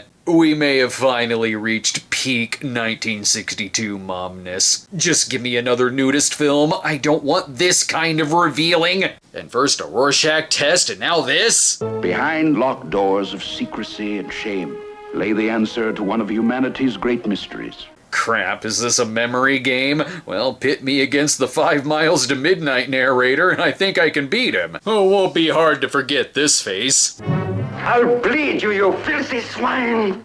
Geez, this is Roger Corman's Freud, a Poe adaptation. Nope. Directed by John Huston and starring Montgomery Clift as Freud, who deals with a hot patient. My symptoms are gone.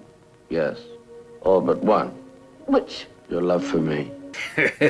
You want the prescription filled, don't you? Everyone wants a piece of that Freud action. He'll get into your head with his handsomeness. Cecily, you are not in a hospital. Where are you? Wait, I know this one. It's when he enters the mind of a serial killer, like in The Cell. Don't tell us what it's about. Just tell me if Life magazine liked it. Oh, okay. They did. Good. And others too called it one of the 10 best for its twists, of course. He didn't touch me. You must believe me. I actually had no idea Freud was Jack the Ripper, though I should have known Freud and Bill and Ted was new Jack the Ripper and Jack's back. While I may have wished for that Zoraine and Lawrence crossover, we're getting closer, as there's another Yul Brynner epic this month, one of the wonders of the world. Will it have the bearded lady? This is Taras Bulba, that also features a fight against the Turkish, with Brynner as the Cossack leader who fights for control of questionable shots. Mighty armies fighting man to man, sword to sword, hand to hand. Not sure if he's really in 16th century Ukraine. Yul is definitely who I would have picked in Mortal Kombat. Armed guards behind my back.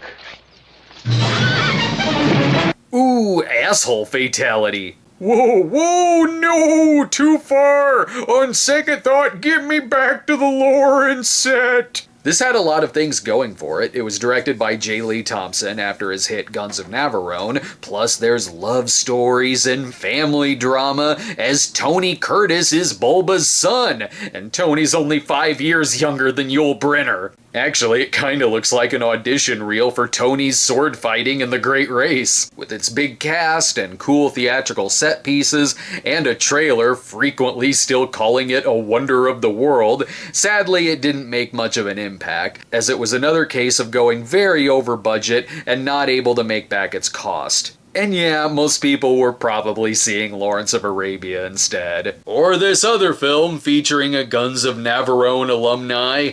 The world never seems as fresh and wonderful, as comforting and terrifying, as it does when seen through the eyes of a child. Weird way to promote The Omen. Someone had to make up for the cheap book effect in The War Lover, so here, get the world's biggest copy of To Kill a Mockingbird, and don't superimpose it, put it right there on set with Gregory Peck. Due to the bad memory from 5 Miles to Midnight, I'll be narrating the trailer myself. And that's her brother, Jim. Just a boy until the day he learns there is evil in the world.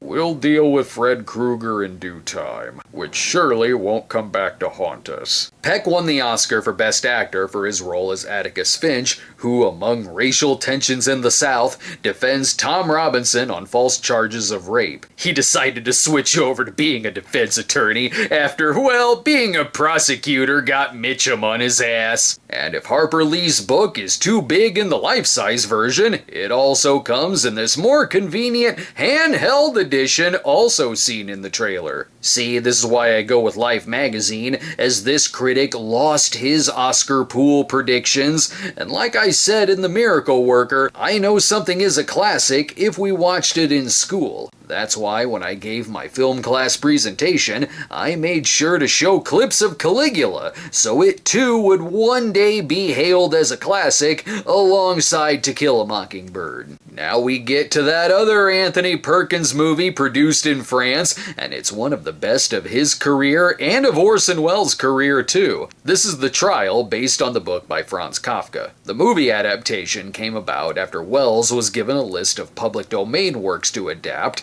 and chose this, which, oops, it wasn't actually in the public domain like they thought, but it worked out as Welles would call it his own pick for his best movie. However, ironically, the movie itself did end up in the public domain at one point. It has to do with a bureaucrat, played by Perkins, who is put on trial for reasons unknown, but whatever the case, just try to plot an escape.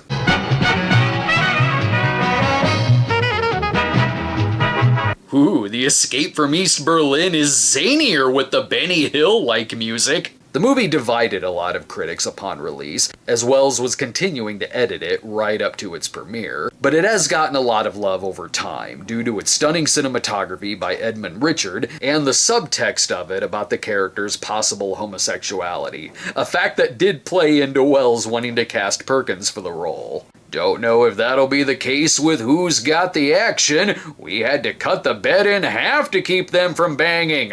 It's not Rock Hudson or Doris Day, but there's a phone and a split screen. That counts as a screwball romance. This one is the lighter side of gambling addiction when Dean's wife Lana Turner suspects him of cheating, which, yeah, no shit, who didn't back then? Turns out, though, there's a simple explanation. He's just in a large amount of debt from his betting ways, so obviously the plan is for her to be his bookie and make sure he loses enough money so he'll finally give up all that shit. Better than being confronted by a haunted slot machine. Naturally, of course, this catches the eyes of gangsters. Just like when I gave up drinking by someone giving me alcohol poisoning and then a beer baron chasing me. Much more serious is the romance in Frank Perry's David and Lisa, where Keir Dullea is a man with a crippling fear of being touched. Again, see Please Don't Touch Me if you want cheaper tickets. Of course, he's got a domineering mother who sends him away to a special school that deals with teens and mental illnesses. It's there he finds potential love in Lisa, a young girl with multiple personalities. Ooh, the original X-Men First Class. But for a better look at addiction than Who's Got the Action, we've got the non-zany one, and it's this one that's directed by Blake Edwards. It's Days of Wine and Roses, starring Jack Lemmon. This is Joe Clay, public relations man. Public relations is a difficult and demanding job. Who wants to play with the dinghy? This is a great film, and Edwards had a fantastic year of showing off his talents outside of a traditional comedy, like we mentioned with his story credit on The Couch and directing the thriller Experiment in Terror. He did write The Notorious Landlady, which was the more comedic Lemmon movie of the two, but here it's an alcoholism story that hits hard. Yeah, not what I meant. I meant it hit so hard that he and Lemmon did drink quite a bit when making it, till Edwards was like, shit, I'm gonna lay off the drink for a bit afterwards. It's the story of two people who get married, and he introduces her to the world of alcoholism, which deeply harms both of their lives, and they fight to get sober. Though I like that Lemmon still intros it like a comedy. Hi. That on? Where they can hear me? Could be a disaster. Anyways, ever wake up in a flop sweat, puking out bile till you stop shaking long enough to be able to stand on your feet and squeeze out just enough urine till the pain stops? Well, see our picture. It's one of Edwards' most acclaimed films, with brilliant performances from Lemmon and Lee Remick. You'd drink too if Gregory didn't stop the omen. Joking aside, you can feel it in his pitch how important it is to the cast, which did get he and Remick Oscar nominations. I've only one more thing to say. I have never really come out and made a pitch like this. And I'm doing it now because I believe so strongly and deeply in the days of wine and roses. It would have been great if the same pitch was used in Out to Sea. But that does it. All of this talk of drinking, I need to go back to my prior addiction. More gambling! You're right. This is a gambling casino. Yes, we're on a roll. Let it ride. It's the last film of 1962, which had its first screening on New Year's Eve and was a non-16th century Cossack Tony Curtis role. It's 40 Pounds of Trouble, the first feature directed by Norman Jewison, where Tony takes care of a young girl left behind at his casino. And it's my apartment and I'm bigger than you are. Yes, it's Tony Curtis, and he's inherited 40 pounds of trouble. I know that's what I said when I found a kid abandoned by her gambling addict father. Wow, you look like 40 pounds of trouble. But really, he's got his eyes set on Suzanne Plachette, sexy in March's Rome Adventure, and sexy no matter what month her movie is released in. Here's hoping he can still manage a casino with Scarface breathing down his neck. But do you want to know what the movie is really an advertisement for? And when they romp through Disneyland, it's like being there yourself. Yes, the first movie shot in Disneyland. They even put that on the poster. Was there even a plot to this? Who cares? Disneyland is open to the public. Why pitch the movie anymore when you too can be injured in slapsticky train accidents? Now climb to the top of Splash Mountain and jump off. Oh yeah, the movie's called 40 Pounds of Trouble. Whatever. Don't forget to buy a t-shirt and mouse ears. Whew, 1962 is over. Am I going to Disneyland? No, we're a Six Flags family. It was interesting to see what was in 62 and what wasn't. Gone were the wave of gangster movies that we saw in 60 and 61, and there weren't as many juvenile delinquent films this year. We still had the fair amount of westerns and melodramas, but did have some truly trend-setting cinema later in the year, like the reinvention of the spy genre with Dr. No, the docu-style of The Longest Day, the riskiness of Lolita, and the influential epic Lawrence of Arabia. But all of that aside, I think we know what the real winner of 62 is. Sex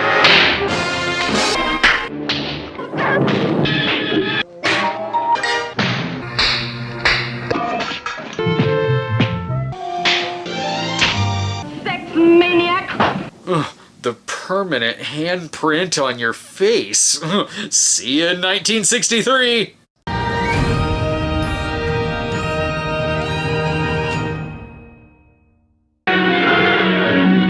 Talk, the ancient language of love, used at the beginning of time.